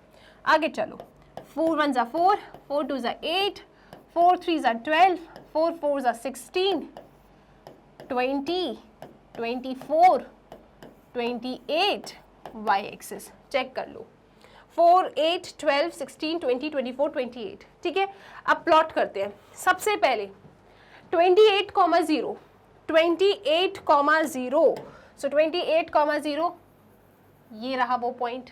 ठीक है जी, अगला पॉइंट क्या है, 0,14, 0,14, 14 कहाँ है, चलो यहाँ पे कहीं होगा, 0,14 ज्वाइन कर देते हैं इसको। ठीक है जी, अपनी मेन इनइक्वालिटी को लिखना चाहते हो तो उसे लिख दो, कैसे, या फिर इसी को लिख दो, ये एक ही बात है ना। अगर यहाँ से 3 कॉमन लेती मैं, 5x, let me just check once, है ना, तो ये क्या होता, 3 अगर मैंने यहाँ से कॉमन लिया होता तो 5x प्लस वाई, 3 1 ज़ा 3 4 ज़ा 12, ठीक है, और नीचे है 2, 3 5 ज़ा 10, मतलब 5 1 ज़ा, यहाँ पे x आता, यहाँ 2 2 और यहाँ पे 28, सब परफेक्ट है। ठीक है जी, तो x plus 2y is equal to 28। आप यहाँ लिखेंगे x plus 2y is equal to 28। Equation के लिए लिख दो x plus 2y is equal to 28। इसकी शेडिंग कहाँ होगी, इधर या फिर उधर, कौन बताएगा, ओरिजिन। तो इन इक्वालिटी में चलो रख के देखते हैं। तो अगर आपने 0 0 रखा तो डेफिनेटली 0 लेस देन 42 आएगा। 0 लेस देन 42 ट्रू है, यानी आप इसकी शेडिंग करेंगे टुवर्ड्स द ओरिजिन, इसकी शेडिंग इस डायरेक्शन में होगी। ठीक है, क्लियर है ये चीज। अगली लाइन को देखें आप, 0,24, 0,24, तो 0,24 एक इधर आएगा। नेक्स्ट पॉइंट क्या है आपके पास, 8,0, 8,0 यहाँ पे कहीं आएगा। चलो इसे प्लॉट करते हैं। तो जब आप इसे ज्वाइन करेंगे क्या आएगा आपके पास, यहाँ से ऐसा। ठीक है जी, क्लियर है। इक्वेशन क्या है आपके पास, इक्वेशन है 3x plus Y is equal to 24। तो आप यहाँ पे लिख भी देंगे 3x plus Y is equal to 24। Shading कहाँ करनी है, इधर या उधर, कौन बताएगा, ये बताएगा आपको इनइक्वालिटी ओनली। इनइक्वालिटी क्या है आपकी? इनइक्वालिटी ये है x एंड y की जगह 0 0 रखें तो 0 less then 24 it is true, यानी इसकी शेडिंग टुवर्ड्स द ओरिजिन होगी। आप इसको शेड इस डायरेक्शन में करोगे। अब बात करते हैं फीजिबल रीजन। सो फीजिबल रीजन क्या होगा? कॉमन रीजन, जहां पे कॉमन शेडिंग होगी। तो इसकी शेडिंग इधर, इसकी शेडिंग इधर, तो यहां से आपको मिलेगा फीजिबल रीजन। ये कॉमन रीजन है जो दोनों में आएगा। So this is the feasible reason. क्या ये बात क्लियर है? ये फीजिबल नहीं हो सकता क्योंकि ये यहाँ से स्टार्ट हुआ है तो इस पे ओवरलैप करेगा ही नहीं। ये यहाँ से आ रहा है, ये इधर से आ रहा है, तो कॉमन रीजन यही होगा। This is your feasible region. Once हमें हमारा फीजिबल रीजन मिल जाए, इसके बाद हम जाते हैं कॉर्नर पॉइंट के बाद। जहां पे भी फीजिबल रीजन में दो लाइन इंटरसेक्ट करती हैं वो आपका कॉर्नर पॉइंट बन जाता है। सो दिस इज 0 0, एक ये वाला पॉइंट, एक ये वाला पॉइंट और एक ये पॉइंट, ये सब आपके कॉर्नर पॉइंट हो जाएंगे। तो ये तो 0 0 है, ये 8,0 है, ये 0,14 है और ये क्या है? सॉल्व करके पता कर लो। तो इक्वेशन हमारे पास है 3x + y = 24 और ये क्या है? x + 2y = 28। चलो एक काम करो, यहाँ पे 2 से मल्टीप्लाई करते हैं अपन, ठीक है, इस वाली इक्वेशन में। तो ये बनेगा 6x + 2y = 2 4 = 8, 2 2 = 4, 48। कितना आ जाएगा? सब्ट्रैक्ट करो, ये उड़ गया। दिस इज 5x = 8 में से 8 गया 0, 4 में से 2 गया 2। x कितना आ रहा है? 5 1 = 5 4 = तो x आया 4। x तो 4 आ गया, किसी एक में रखो, y पता चल जाएगा। x 4 अगर यहाँ रखा मैंने तो 3 4 = 12, 24 - 12 12, तो y मेरे पास आ रहा है 12। ठीक है, ये बात क्लियर है। x कितना आया? 4, 4 3 = 12, यहाँ शिफ्ट किया, 24 - 12 इज 12, तो y तो मेरे पास 12 आ गया। अब मैं क्या करूंगी? अब मैं बनाऊंगी टेबल। चलो जी, अब हम टेबल बना लेते हैं। अच्छा, टेबल अलग अलग बनेगा, ठीक है। यहाँ से अब आपके 2 क्वेश्चन सॉल्व हो जाएंगे। एक टेबल ये रहा और एक टेबल दूसरे वाले ऑब्जेक्टिव फंक्शन के लिए, ठीक है, क्योंकि कंस्ट्रेंट तो आपका सेम ही है, कंस्ट्रेंट में तो कोई समस्या नहीं है, तो ग्राफ एक ही बनेगा, बस ऑब्जेक्टिव फंक्शन अलग अलग है, तो आपको 2 अलग अलग टेबल मिल जाएंगे। तो पहला क्वेश्चन यहाँ, दूसरा क्वेश्चन यहाँ पे सॉल्व कर देती हूँ मैं, ठीक है। तो आप लिखेंगे सबसे पहले कॉर्नर पॉइंट, और यहाँ आपका ऑब्जेक्टिव था कि टोटल कितना आप tennis racket and cricket bat बना लोगे। यहाँ पे कॉर्नर पॉइंट और यहाँ ऑब्जेक्टिव था कि मैक्सिमम कॉस्ट क्या हो जाएगी? 20x + 10y। तो ये आपका first question and this is your second question, ठीक है। क्लियर है ये चीज़? यहाँ पे एक बार चेक करना चाहते हो तो देख लो। ये फर्स्ट था, दूसरे के लिए भी आप सेम यही कंस्ट्रेंट्स लिखोगे, बस ऑब्जेक्टिव फंक्शन आपका बदल जाएगा। तो यहाँ पे मेरे पास ऑब्जेक्टिव फंक्शन क्या है दूसरे के लिए? 20x + 10y। ओके, चलो, ग्राफ बाउंडेड है तो बहुत अच्छी बात है, ठीक है। कॉर्नर पॉइंट है अपने पास 0,0, फिर है 0,14, देन वी हैव 4,12 और उसके बाद है 8,0। तो टोटल वैल्यूज कितनी आएगी? 0, 14, 16, 8। तो maximum 16 tennis racket and cricket bat आप बना लेंगे, जिसमें से 4 आपके टेनिस रैकेट होंगे और 12 क्रिकेट बैट होंगे, ठीक है। तो यहाँ लिख दोगे आप कि maximum 16 tennis racket and cricket bat बन जाएंगे, जिसमें से 4 टेनिस रैकेट होंगे और 12 क्रिकेट बैट होंगे। ऐसा पूरा लिख देना है आपको, ठीक है। अब नेक्स्ट के लिए देखते हैं कॉस्ट क्या होगा। तो अगेन हमारे पास कॉर्नर पॉइंट है 0 0, 0,14, 4,12, 8,0, ठीक है। कैलकुलेट कर लो यहाँ पे, ये तो 0 ही आएगा, यहाँ पे रखोगे तो 140 आएगा। दिस विल बी 80 + 120, कितना हो जाएगा? 9 10 200। सो दिस इज 200 और यहाँ पे मिल रहा है 160। तो मैक्सिमम प्रॉफिट कितना हो रहा है? 200 रुपए का हो रहा है। तो यहाँ आप लिखेंगे कि मैक्सिमम प्रॉफिट जो फैक्ट्री का होता है दैट इज ₹200, ठीक है। जब वो 4 टेनिस रैकेट बनाए एंड 12 क्रिकेट बैट बनाए तो उसको मैक्सिमम प्रॉफिट होता है। बस इस तरीके से आपको आंसर लिख देना है। फर्स्ट एंड सेकंड क्वेश्चन दोनों सॉल्व हो गया, क्योंकि कंस्ट्रेंट्स कॉमन थी तो ग्राफ तो एक ही बनना है, ऑब्जेक्टिव फंक्शन अलग अलग है तो दो अलग अलग टेबल बन जाएंगे। तो इसका जल्दी से आप स्क्रीनशॉट लीजिए, फिर आगे चलते हैं। नेक्स्ट क्वेश्चन को रीड कीजिए आप लोग, that is question number 4। Simple है ये वाला, ठीक है, बहुत सिंपल है। A manufacturer produces nuts and bolts, it takes 1 hour of work on machine A and 3 hours on machine B to produce a package of nuts। ठीक है, तो नट्स बनाने के लिए दो टाइप की मशीन लगती है, एक मशीन A है और एक मशीन B है। मशीन A को 1 hour लगता है और मशीन B को 3 hours लगता है to produce a package of nuts. अगर एक पैकेज ऑफ नट्स बनाते हैं तो इतना इतना समय लगता है। It takes 3 hours on machine A and 1 hour on machine B to produce package of bolts। Bolt बनाने के लिए मशीन A पे इतना समय लगता है, मशीन B पे उतना समय लगता है। ठीक है, अब ये जो मैन्युफैक्चरर है ना, he earns a profit of ₹17.50 पर पैकेज ऑन नट्स। अगर एक पैकेज बनाया है नट्स का तो he gets ₹17.50 and ₹7 पर पैकेज ऑन बोल्ट्स। अगर एक पैकेज बोल्ट का बनाया है तो 7 रुपए एज अ प्रॉफिट उसके हाथ में आता है।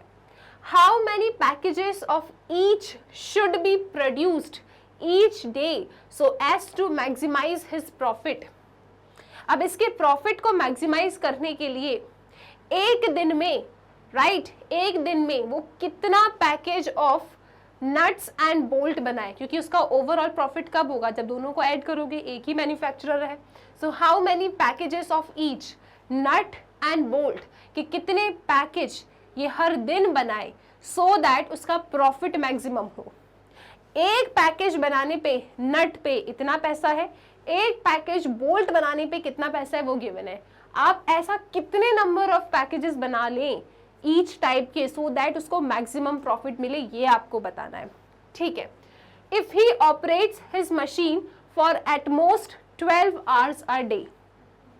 अब एटमोस्ट 12 घंटे से ज्यादा नहीं चलाता वो, ठीक है, 12 घंटे मैक्स टू मैक्स वो अपनी मशीन चलाता है, एटमोस्ट 12 hours, दोनों टाइप की मशीन, ठीक है, नहीं गिवन मतलब दोनों टाइप की machine. If he operate his machines for at most 12 hours a day, मतलब दो तरीके की मशीन लगती है, दोनों को ही वो एक दिन में 12 घंटे से ज़्यादा नहीं चलाता। अब आप हमें बताइए कि कितने package of nut and bolt वो मैन्युफैक्चरर प्रोड्यूस करे सो दैट उसका प्रॉफिट मैक्सिमम हो। तो क्वेश्चन तो काफ़ी सिंपल है। हम क्या करेंगे, थोड़ा सा डायग्राम बनाते हैं, मतलब टेबल बनाते हैं इसमें। तो टेबल में देखो, अब तो आपको ये चीज़ समझ में आ ही गई है, जिस भी चीज़ पे रेस्ट्रिक्शन लगी होती है वही कंस्ट्रेंट बनाता है।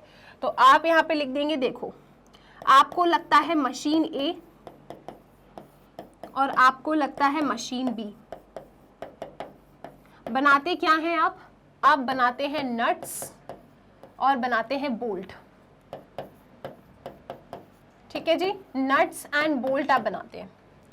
ठीक है, अब इनने कहा है कि it takes 1 hour of work on machine A and 3 hours on machine B to produce a package of nut। नट के एक पैकेट को बनाने के लिए 1 घंटा मशीन A पे लगता है और 3 घंटे मशीन B पे लगते हैं। फिर on machine B to produce a package of nuts, ठीक है, it takes 3 hours on machine A and 1 hour on machine B to produce a package of bolt। Bolt बनाने के लिए 3 hours मशीन A पे लगता है, 1 hour मशीन B पे लगता है। ठीक है, क्लियर है ये चीज। अब he earns a profit of ₹17.50 पर पैकेज। यहां लिखोगे आप प्रॉफिट पर पैकेज के हिसाब से इसको ना 17.50 रुपीज का प्रॉफिट होता है नट्स के ऊपर एंड ₹7 का प्रॉफिट होता है बोल्ट के ऊपर पर पैकेट के हिसाब से। How many packages of each should be produced each day. तो आप लिख दो यहाँ पे, let x packages of nuts be produced each day y packets of bolt be produced each day. इन्हें पूछा ना कितना पैकेट बनाओ, तो हमने कहा ठीक है x पैकेट नट के बना लो और y पैकेट बोल्ट के बना लो। ठीक है, ये हमने डिफाइन कर दिया। फिर इन्हें क्या कहा है, if he operates his machine for at most 12 hours a day. Machine की जो अवेलेबिलिटी है ना, अवेलेबिलिटी क्या है, अवेलेबिलिटी ये है कि हम ना 12 घंटे से ज्यादा अपनी मशीन नहीं चलाएंगे। अब बनाओ आप कितने पैकेट बना सकते हो, मैक्सिमम प्रॉफिट करके दो हमारा। तो ये रियल लाइफ प्रॉब्लम्स है, पता है, आप इसके थ्रू आसानी से निकाल सकते हो और बहुत ही अच्छा आपका आंसर आता है। क्लियर है ये चीज़? तो मैक्सिमम मेरी मशीन ए और मशीन बी 12 घंटे से ज़्यादा नहीं चलेगी। तो मैंने कहा ठीक है, नट को बनाने में, एक नट को बनाने में 1 घंटा लगता है मशीन ए पे। एक्स नट मुझे बनाना है, मशीन ए पे कितना समय लगेगा, एक्स। बोल्ट को बनाने पे 3 घंटे लगते हैं मशीन ए पे। मुझे y बनाने हैं बोल्ट, तो 3y टाइम लगेगा मशीन ए पे। तो x प्लस 3y मशीन ए के हो गए, नट x बना रहे हो मशीन ए पे, 3y बोल्ट बना रहे हो मशीन बी पे। तो x प्लस 3y, ठीक है, इनको बनाने के लिए मैक्सिमम अवेलेबिलिटी मेरे पास कितनी है, 12 आवर्स। इसको भी मशीन ए चाहिए, इसको भी मशीन ए चाहिए। तो कंबाइन मैंने देखा कि अगर मैं x नट बनाऊं, 3y बोल्ट बनाऊं, तो दोनों को अगर मैं देखूं तो टोटल टाइम मेरे पास 12 घंटे से ज्यादा नहीं है। तो x plus 3y less than equal to 12 एक कंस्ट्रेंट हो गया। दूसरा constraint 3x plus Y less than equal to 12, क्योंकि इसको भी मशीन बी चाहिए, इसको भी मशीन बी चाहिए। ये इतने बन रहे हैं, ये इतने बन रहे हैं। तो 3x एक बनाने में 3 घंटा लगता है, इसको एक बनाने में 1 घंटा लगता है। तो 3x plus Y less than equal to 12, जितना भी टाइम तुमको लगे, तुमको 12 घंटे से पहले अपना काम कर लेना है। ठीक है, तो टाइम का कंस्टेंट है इन दोनों पे, तो ये कंस्टेंट बन गया। प्रॉफिट के लिए क्या बोला है, एक पैकेट बनाते हो नट के तो 70.50 रुपए का प्रॉफिट आता है मेरा, और एक पैकेट अगर बोल्ट की बनाते हो तो 7 रुपए प्रॉफिट आता है। आपने कितनी बनाई, आपने x बनाया तो 17.50 इंटू एक्स नट पे प्रॉफिट। बोल्ट पे आपने y बोल्ट बनाए तो 7 इंटू वाई 7y प्रॉफिट। तो मैक्सिमाइज करना है प्रॉफिट, दोनों को ऐड कर दो। क्यों? क्योंकि मैन्युफैक्चर तो एक ही है ना, ओवरऑल प्रॉफिट बताना है आपको। तो 17.50x प्लस 7y ये आपका प्रॉफिट हो गया।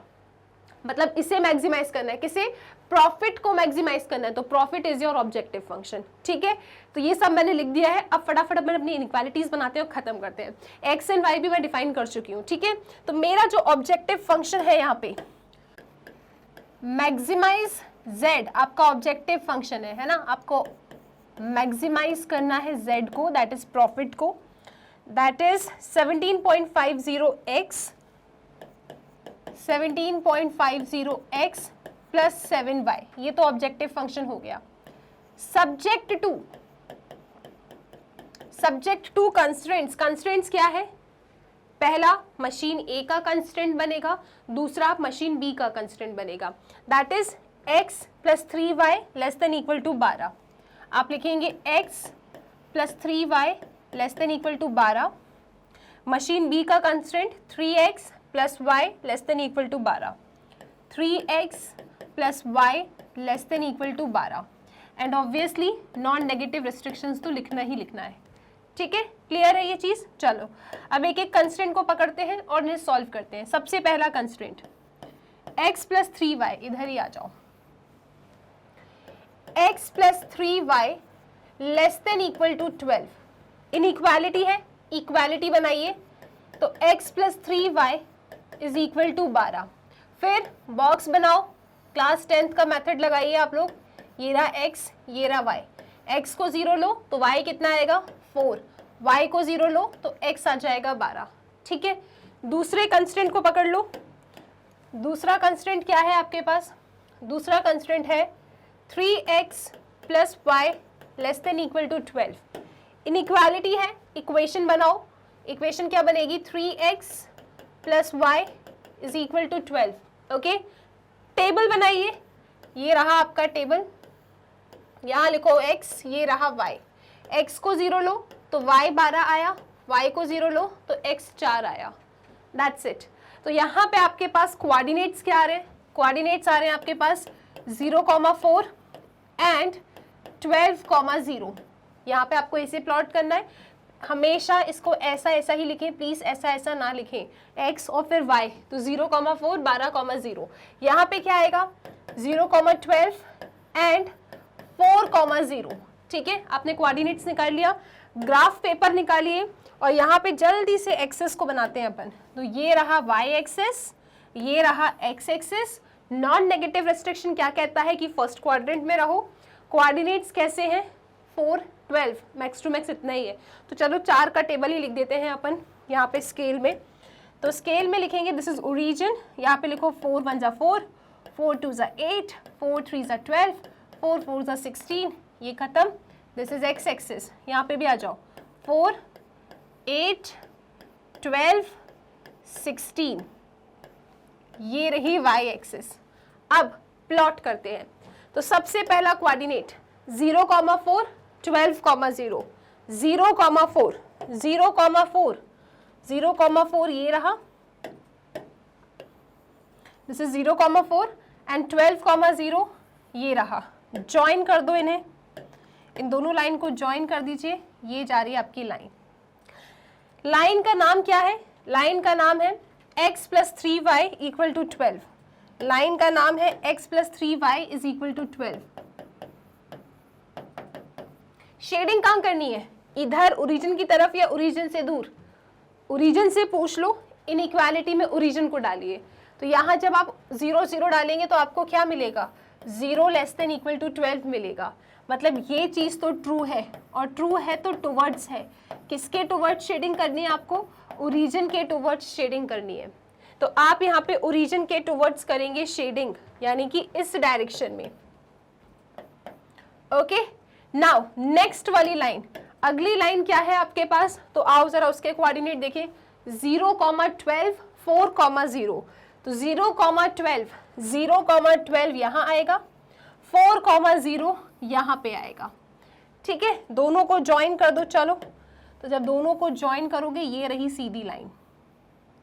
ठीक है, यहाँ पे थोड़ा सा अच्छे से और बनाते हैं इसको, ये जा रही है आपकी सीधी लाइन। अब बताओ शेडिंग कहाँ करनी है, ओरिजिन की तरफ या ओरिजिन से दूर। तो आप कहोगे इनइक्वालिटी से पूछ लो। मैंने कहा ठीक है, तो इनइक्वालिटी क्या है, ये ओरिजिन के कोऑर्डिनेट्स रखा तो मुझे क्या मिल रहा है, ओरिजिन के कोऑर्डिनेट रखने पे 0 लेस देन इक्वल टू 12 आ रहा है। इट इज ट्रू, हाँ 0 12 से छोटा होता है। तो आपको टुवर्ड्स द ओरिजिन शेड करना है 3x plus Y is equal to 12 को। तो ये मेरी लाइन थी 3x plus Y is equal to 12, इसकी शेडिंग भी ओरिजिन की तरफ। फीजिबल रीजन क्या होगा, फीजिबल रीजन तो कॉमन रीजन होता है, कॉमन रीजन जहां दोनों की शेडिंग होती है। तो feasible region is the common region, और वो कॉमन रीजन क्या है, ये इधर आ रहा है, ये इधर आ रहा है। तो कॉमन रीजन होगा ये वाला हिस्सा, ये आपका फीजिबल रीजन है, क्योंकि इसकी शेडिंग इधर, इसकी शेडिंग इधर, जहां दोनों ओवरलैप करें that is the feasible reason. तो वो रहा ये। अब क्या करना है आपको, अब आपको कॉर्नर पॉइंट बताने हैं। फीजिबल रीजन पे जहां भी दो लाइन इंटरसेक्ट कर रही हैं वो सब कॉर्नर पॉइंट कहलाएंगे।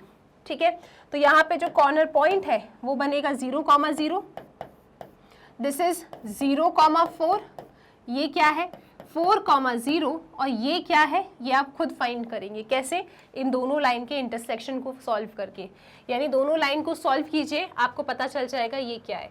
तो आप लिखेंगे 3x plus Y is equal to 12, x plus 3y is equal to 12, यहाँ पे कर दिया मैंने 3 से मल्टीप्लाई, तो कितना आएगा 3x plus Y is equal to 12, इसे कॉपी किया 3 का मल्टीप्लाई, तो 3x plus 9y is equal to 36।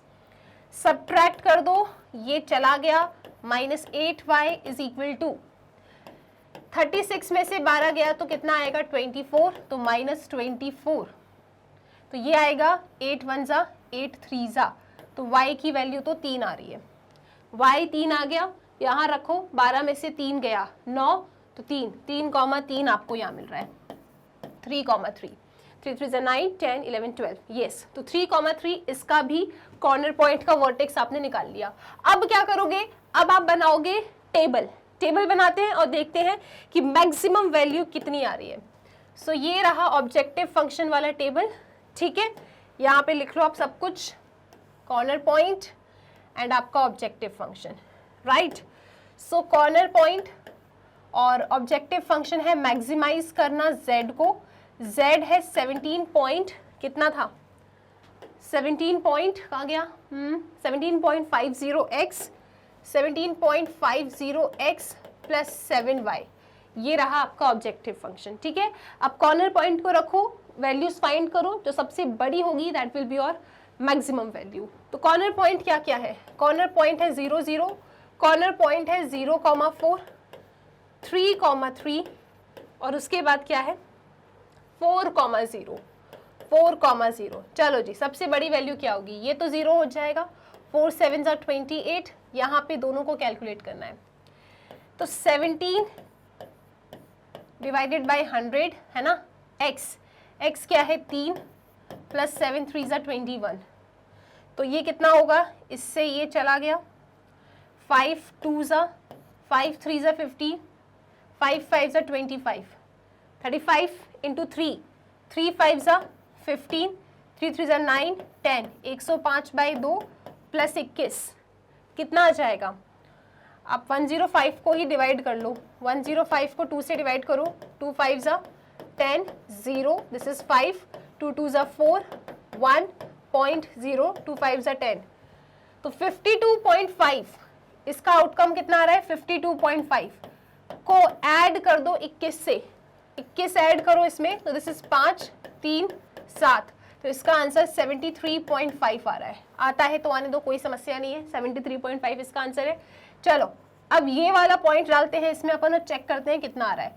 सो 4,0 17.50 में रखिए आप, तो आपको मिलेगा again this is 100 into 4, okay, वहां तो 0 गायब हो गया, तो ये तो चला गया, ये कितना आएगा 5 2 10, 5 3 15, 5 5 25, 2 1 2 2 4, 70, तो ये तो 70 आ रहा है, ठीक है।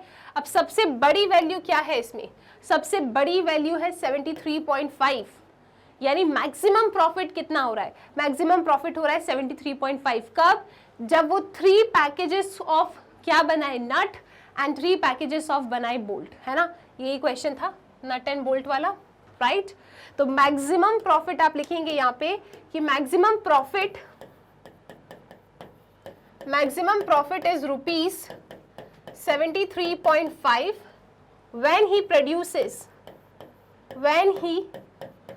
produces 3 packages of nuts, जब वो 3 packages of nuts बनाए and 3 packages of bolt बनाए, तब उसका मैक्सिमम प्रॉफिट होता है, काम खत्म, सिंपल क्वेश्चन, ठीक है। तो ग्राफ भी बहुत सिंपल था, बाउंडेड था, कोई समस्या ही नहीं थी, एक ही वैल्यू आ रही थी, तो बस वही आपका मैक्सिमम प्रॉफिट है। और कब है, जब वो 3 packages of nuts and 3 packages of bolt बनाए। किस तरीके से फॉर्मुलेशन करना है, कैसे आपको इनइक्वालिटीज को इक्वेशन में कन्वर्ट करके डायग्राम बनाना है, और सबसे ज्यादा महत्वपूर्ण है फॉर्मुलेशन, रीड करके अपना काम का डेटा निकालो और फटाफट क्वेश्चन को खत्म करो, ठीक है। तो जल्दी से इसका स्क्रीनशॉट। सो आई होप ये क्वेश्चन क्लियर है, बिल्कुल सिमिलर क्वेश्चन है, क्वेश्चन नंबर 5। मैम ये तो बहुत बड़ा है, नहीं रीड करो, बहुत सिंपल है ये क्वेश्चन, ठीक है। Okay, so a factory manufacturers 2 types of screws A and B. एक फैक्ट्री मैन्युफैक्चर करती है 2 तरीके के screws, screw A and B. Each type of screw requires the use of 2 machines, an automatic and a hand operated. तो जितना समझ में आ रहा है उतना बनाती चलती हूँ मैं। सबसे पहले तो 2 तरीके के स्क्रू हैं, ओके, ए बी, ओके। फिर मशीन्स भी 2 तरीके की हैं, ऑटोमेटिक मशीन और दूसरा है हैंड ऑपरेटेड, हैंड ऑपरेटेड। इतना मैंने पढ़ा और इतना मैं समझ गई कि 2 तरीके के स्क्रू बना रहा है मैन्युफैक्चरर, फैक्ट्री वाला। एक है ए स्क्रू, एक है बी स्क्रू। ए को लगता है ऑटोमेटिक मशीन और हैंड ऑपरेटेड मशीन दोनों। सिमिलरली बी को भी ऑटोमेटिक और हैंड ऑपरेटेड मशीन दोनों लगता है, ठीक है। Now it takes 4 minutes on the automatic machine and 6 minutes on hand operated machine to manufacture a package of screw A. तो ए की चर्चा करें, ए को बनाने के लिए 4 मिनट लगते हैं ऑटोमेटिक मशीन पे, 6 मिनट लगते हैं हैंड ऑपरेटेड मशीन पे। ठीक है, अगर पैकेज बनाए, मतलब एक पैकेज अगर बनाता है स्क्रू ए का, तो 4 घंटे लगते हैं, 4 मिनट लगते हैं ऑटोमेटिक मशीन पे, 6 मिनट लगते हैं हैंड ऑपरेटेड मशीन पे, अगर एक पैकेज ऑफ स्क्रू ए बनाता है। Okay, while it takes 6 minutes on automatic machine and 3 minutes on hand operated machine to manufacture a package of screw B, और B के लिए डेटा मैंने भर दिया। आगे रीड कीजिए, each machine is available for at most 4 hours on any day। चाहे automatic machine हो चाहे हैंड ऑपरेटेड मशीन हो, इन मशीन्स की अवेलेबिलिटी पे है रिस्ट्रिक्शन। मतलब मशीन से बनेगा क्या, मशीन से बनेगा हमारा कंस्ट्रेंट्स। क्या रिस्ट्रिक्शन है कि चाहे ऑटोमेटिक मशीन हो चाहे हैंड ऑपरेटेड मशीन हो, 4 घंटे ही मिलेगी आपको। ठीक है, ये सब मिनट में थे, ये आवर्स में आ गए, तो हम कहेंगे इसको भी मिनट में कन्वर्ट कर लेंगे। ठीक है, लेकिन कितना आपको मैक्सिमम मशीन कितनी देर के लिए अवेलेबल है, 4 घंटे के लिए, एट मोस्ट 4 आवर्स। आप 4 घंटे से ज़्यादा ऑपरेट नहीं कर सकते। तो मशीन ऑटोमेटिक अगर यूज़ करना है ना, सिर्फ 4 आवर्स ही आप यूज़ कर सकते हो।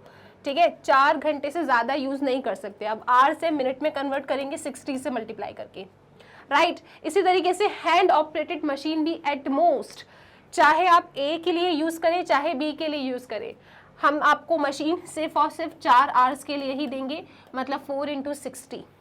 ठीक है, तो 4 × 60 कितना होता है, 240। सो इतने समय के लिए ही मशीन देंगे, आपको बनाना है तो बना लीजिए। ठीक है, ओके, आगे रीड करते हैं। The manufacturer can sell a package of screw A eight a profit of ₹7। अब ये जो मैन्युफैक्चरर है आपका, ठीक है, एक पैकेट स्क्रू ए की वो 7 रुपए की प्रॉफिट पे सेल करता है। ठीक है, यहाँ पे प्रॉफिट पर पैकेज, ठीक है, मैं पीपीपी लिख देती हूँ, प्रॉफिट पर पैकेज कितना है, 7 रुपए स्क्रू ए को अगर सेल करता है। Screw B at a profit of ₹10, इसको 10 रुपए के प्रॉफिट पे सेल कर देता है। आगे चलो, assuming that he can sell all the screw he manufactures, how many packages of each type should the factory owner produce in a day in order to maximize his profit? आपको profit को maximise करना है, बताओ कितना वो बनाते हैं और मैक्सिमम प्रॉफिट क्या है ये भी आपको बताना है। तो सिंपल सा क्वेश्चन है। आप यहाँ पे क्या लिखेंगे, आप लिखेंगे यहाँ पे देखो, how many packages of each type, तो आप लिखेंगे late x and y packages of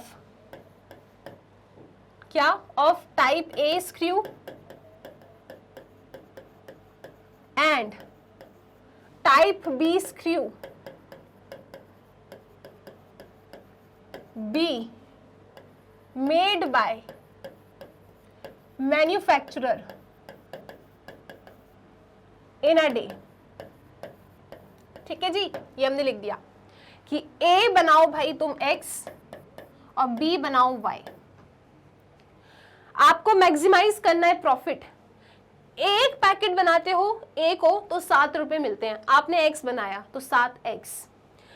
एक पैकेट B का बनाते हो तो 10 रुपए तुम्हारा प्रॉफिट है, तुमको बनाना है Y तो 10Y, तो मैक्सिमम प्रॉफिट कितना होगा, दोनों का सम। तो आप लिखेंगे ऑब्जेक्टिव फंक्शन।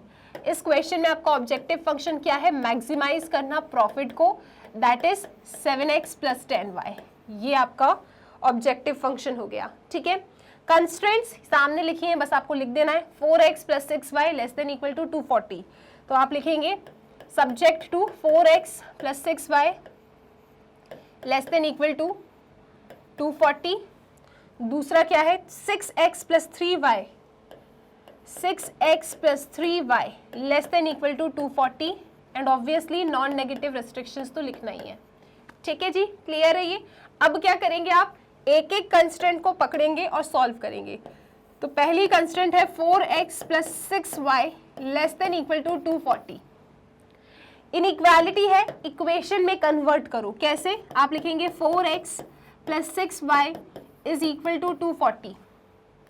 अब 2 कॉमन ले लो आप, तो ये बनेगा 2x + 3y, 2 × 1 = 2 × 2 = 4, 120। अब आप यहाँ पे टेबल बना लीजिए, ये रहा आपका टेबल, ये रहा x, ये रहा y।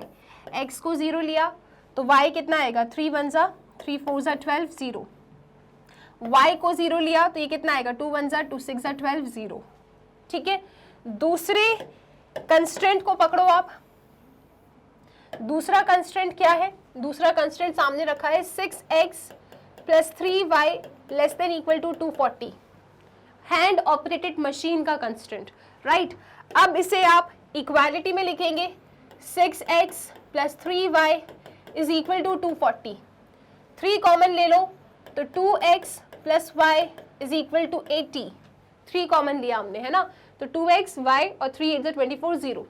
अब आप बनाएंगे यहाँ पे टेबल, ये रहा आपका table, this is x, this is y। x को 0 लिया, y 80, y को 0 लिया, x 40। Simple, right. आपने दोनों कंस्ट्रेंट्स को इक्वालिटी में बनाया, पॉइंट निकाला। अब अपन ग्राफ बनाते हैं, चलो ग्राफ भी इधर ही बना लेते हैं। तो ये रहा y एक्सिस, ठीक है जी, ये रहा आपका x एक्सिस।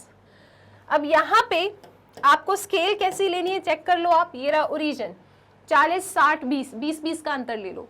तो यहाँ पे मैंने लिया 20, दिस इज 40 60 80 x एक्सिस। यहाँ पे आ जाओ 20 40 60 80 y एक्सिस। ठीक है, ग्राफ पेपर पे बनाओगे एकदम परफेक्ट ग्राफ आपको मिलेगा।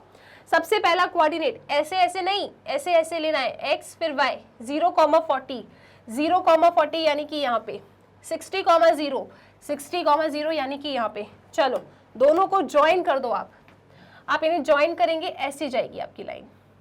ठीक है, अब यहाँ पे लाइन बना दिया आपने, इक्वेशन भी लिख दे इसकी इक्वेशन क्या है, आपको सिंप्लीफाइड में लिखना है, आप सिंप्लीफाई में लिख दो, कोई समस्या नहीं है। Equation is 2x plus 3y is equal to 120। Okay, shading origin की तरफ या ओरिजिन से दूर, मैंने कहा ओरिजिन से पूछ लो। इसकी इनइक्वालिटी ये है, यहाँ पे डालो आप ओरिजिन को, तो 0 0 डाला तो 0 लेस देन 240। क्या ये बात सच है कि 0 240 से छोटा है? यस मैम, ट्रू है। ट्रू है तो टुवर्ड्स द ओरिजिन इसकी शेडिंग होगी, इसकी शेडिंग इस डायरेक्शन में करेंगे। ऑल राइट, नेक्स्ट इनइक्वालिटी के लिए जो पॉइंट है 0,80 आप लिखेंगे 0,80 0,80 यानी कि ये 40,0 यानी कि ये ज्वाइन कर दो दोनों लाइनों को। अब इन्हें ज्वाइन करते हैं अपन, तो क्या मिलेगा आपको, आप यहाँ से जा रहे हैं इस तरह की तरीके से। ठीक है, क्लियर है ये चीज। अब आपने ज्वाइन कर दिया, लाइन की इक्वेशन लिखो। लाइन की इक्वेशन क्या है, 2x plus Y is equal to 80। Shading origin की तरफ या ओरिजिन से दूर, मैंने कहा ओरिजिन से पूछ लो, तो ओरिजिन से आप पूछोगे कहाँ, यहाँ पे x एंड y की जगह 0 रखो। 0 लेस देन 240, क्या ये बात सच है? यस, ये बात सच है। यानी इसकी शेडिंग भी आप करेंगे इस डायरेक्शन में, ओरिजिन की तरफ। अब हमें फाइंड करना है फीजिबल रीजन। फीजिबल रीजन कौन सा होगा, कॉमन रीजन जहां सबकी शेडिंग आए। तो ये इधर शेड हो रहा है, ये इधर शेड हो रहा है, तो कॉमन रीजन है आपका ये वाला, this is the feasible reason. ये आपका फीजिबल रीजन है।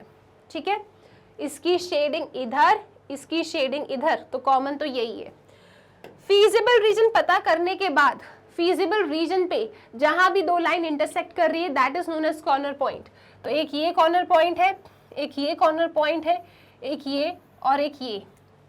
इनके नाम भी लिख दो, कोऑर्डिनेट्स भी लिख दो। दिस इज 0,0, ये क्या है 0,40, ये क्या है 40,0। अब ये क्या है मैम, ये इंटरसेक्शन है दो लाइंस का, सॉल्व करो पता चल जाएगा। Very good. तो दो लाइंस कौन कौन सी है, दो लाइंस है 2x plus Y is equal to 80, next is 2x plus 3y is equal to 120। चलो सब्ट्रैक्ट कर दो, 2x उड़ जाएगा, ये चला गया। यहाँ मिला -2y इज इक्वल टू, यहाँ क्या मिलेगा -40, है ना, 90 100 110 120। यस, ये नेगेटिव से नेगेटिव गया, 2 1 जा 2 2 जा 4, y आ रहा है 20, y मिल रहा है आपको 20, x कितना मिलेगा रख के चेक कर लेते हैं किसी भी एक इक्वेशन में। We have 2x plus y, y कितना है 20 इज इक्वल टू 80, तो 2x इज इक्वल टू 60, तो x is equal to 30। x कितना आया, 30 आया। ठीक है, क्लियर है, सारे कॉर्नर पॉइंट आ गए। अब क्या करना है आपको, ग्राफ बना लिया, कॉर्नर पॉइंट मिल गया, अब आप ऑब्जेक्टिव फंक्शन और कॉर्नर पॉइंट वाला टेबल बनाएंगे। चलो जी, टेबल बनाते हैं अपन। सो आप यहां लिखेंगे क्या, corner point and your objective function. So corner point क्या क्या है आपके, आप लिख दो यहाँ पे कॉर्नर पॉइंट एंड आपका ऑब्जेक्टिव फंक्शन। ऑब्जेक्टिव फंक्शन था मैक्सिमाइज करना। क्या मैक्सिमाइज करना था आपको, 7x + 10y। तो यहां लिखोगे 7x + 10y। कॉर्नर पॉइंट क्या क्या थे, कॉर्नर पॉइंट थे आपके 0 0 0 40 30 20, 0 0 0 40 30 20 एंड 40,0। चलो जी, यहाँ डालो, देखो सबसे बड़ी वैल्यू क्या है, ये तो 0 हो जाएगा, ये 400 हो जाएगा, यहाँ सब्स्टिट्यूट किया, इसको रखोगे तो 7 3 210 एंड 200, यानी कि आपके पास आ रहा है 410। ठीक है जी, इसको रखोगे 7 0 0 7 4 28 280। तो सबसे बड़ी वैल्यू क्या आ रही है, सबसे बड़ी वैल्यू आ रही है 410, यानी कि मैन्युफैक्चरर का मैक्सिमम प्रॉफिट कितना होगा, उसका मैक्सिमम प्रॉफिट होगा 410 रुपए का। व्हेन, तब जब, व्हेन ही प्रोड्यूसेस, जब आप लिखेंगे when he produces 30 packages of screw A, है ना, ए को बनाएगा 30 and 20 packages of screw B. तो जब ये इतना इतना बनाएगा तब उसका मैक्सिमम प्रॉफिट होगा। सिंपल क्वेश्चन, कुछ भी नया नहीं, बस स्टार्टिंग के क्वेश्चन में क्योंकि बहुत सारी चीजें हो गई थी, उसमें ग्राफ भी अनबाउंडेड था, उसके बाद मैक्सिमम वैल्यू 2 जगह मिल गई थी आपको, तो थोड़ा बड़ा खिंच गया था वो। अदरवाइज बाकी के सारे क्वेश्चन, अगर फर्स्ट क्वेश्चन सीख गए ना तो बाकी के सारे क्वेश्चन आप सीख गए। राइट, आई होप ये क्लियर है। जल्दी से इसका स्क्रीनशॉट लीजिए, फिर चलेंगे आगे। सो आई होप ये क्वेश्चन क्लियर है, स्क्रीनशॉट आपने ले लिया और इसके साथ एक्सरसाइज 12.2 के स्टार्टिंग के 5 क्वेश्चंस को हमने डिस्कस कर लिया है। ठीक है, अब नेक्स्ट वीडियो में 12.2 एक्सरसाइज के सभी रिमेनिंग क्वेश्चंस कंप्लीट हो जाएंगे। इन सभी क्वेश्चंस की अगर आपने प्रैक्टिस ग्राफ पेपर पे वीडियो को देखते हुए किया है तो बहुत अच्छी बात है। अगर ऐसा काम नहीं किया है आपने तो अभी आपको इन सभी क्वेश्चंस को अपने आप से फॉर्मुलेशन करना है और ग्राफ बनाना है। ठीक है, सो दैट नेक्स्ट वीडियो में हम बहुत जल्दी 12.2 के रिमेनिंग क्वेश्चंस को कंप्लीट कर लें। आगे के क्वेश्चंस भी बहुत इंपॉर्टेंट है, इवन योर क्वेश्चन नंबर 6 जो हम नेक्स्ट वीडियो में डिस्कस करेंगे, बहुत बार पेपर में आया है। ठीक है, ओके। सो स्टूडेंट्स, आप लोग जानते हैं मैग्नेट ब्रेन्स पे class KG to class 12 CBSE board, Hindi medium, English medium and other variety of courses सब कुछ बिल्कुल फ्री अवेलेबल है। तो यहाँ ऐसा बिल्कुल भी नहीं है कि आपको सिर्फ स्टार्टिंग के 2 चैप्टर्स ही मिलेंगे, फिर आपको कोई सब्सक्रिप्शन या कूपन कोड परचेज करना है। नहीं, बिल्कुल नहीं। स्टार्टिंग से लेके एंड तक आपका एंटायर सिलेबस यहाँ कंप्लीट कराया जाता है। और इसके साथ स्टूडेंट्स, मैग्नेट ब्रेन्स पे अब क्लास KG टू क्लास 12 आपके डिफरेंट सब्जेक्ट्स की बुक्स एंड ई बुक्स भी अवेलेबल है। और ये सभी books and e books different categories में आप लोगों के लिए बनाया गया है, जैसे कि आपका magnet brain sample paper solution की book, theory book, MCQ book etcetera. तो अगर आपको ये सभी बुक्स चाहिए तो आपको इस वीडियो के डिस्क्रिप्शन में एक फॉर्म मिलेगा, उसे फिल करना है। हमारी टीम आपसे बहुत जल्दी कॉन्टैक्ट करेगी। टिल देन स्टूडेंट्स, पढ़ते रहिए मैग्नेट ब्रेन्स के साथ।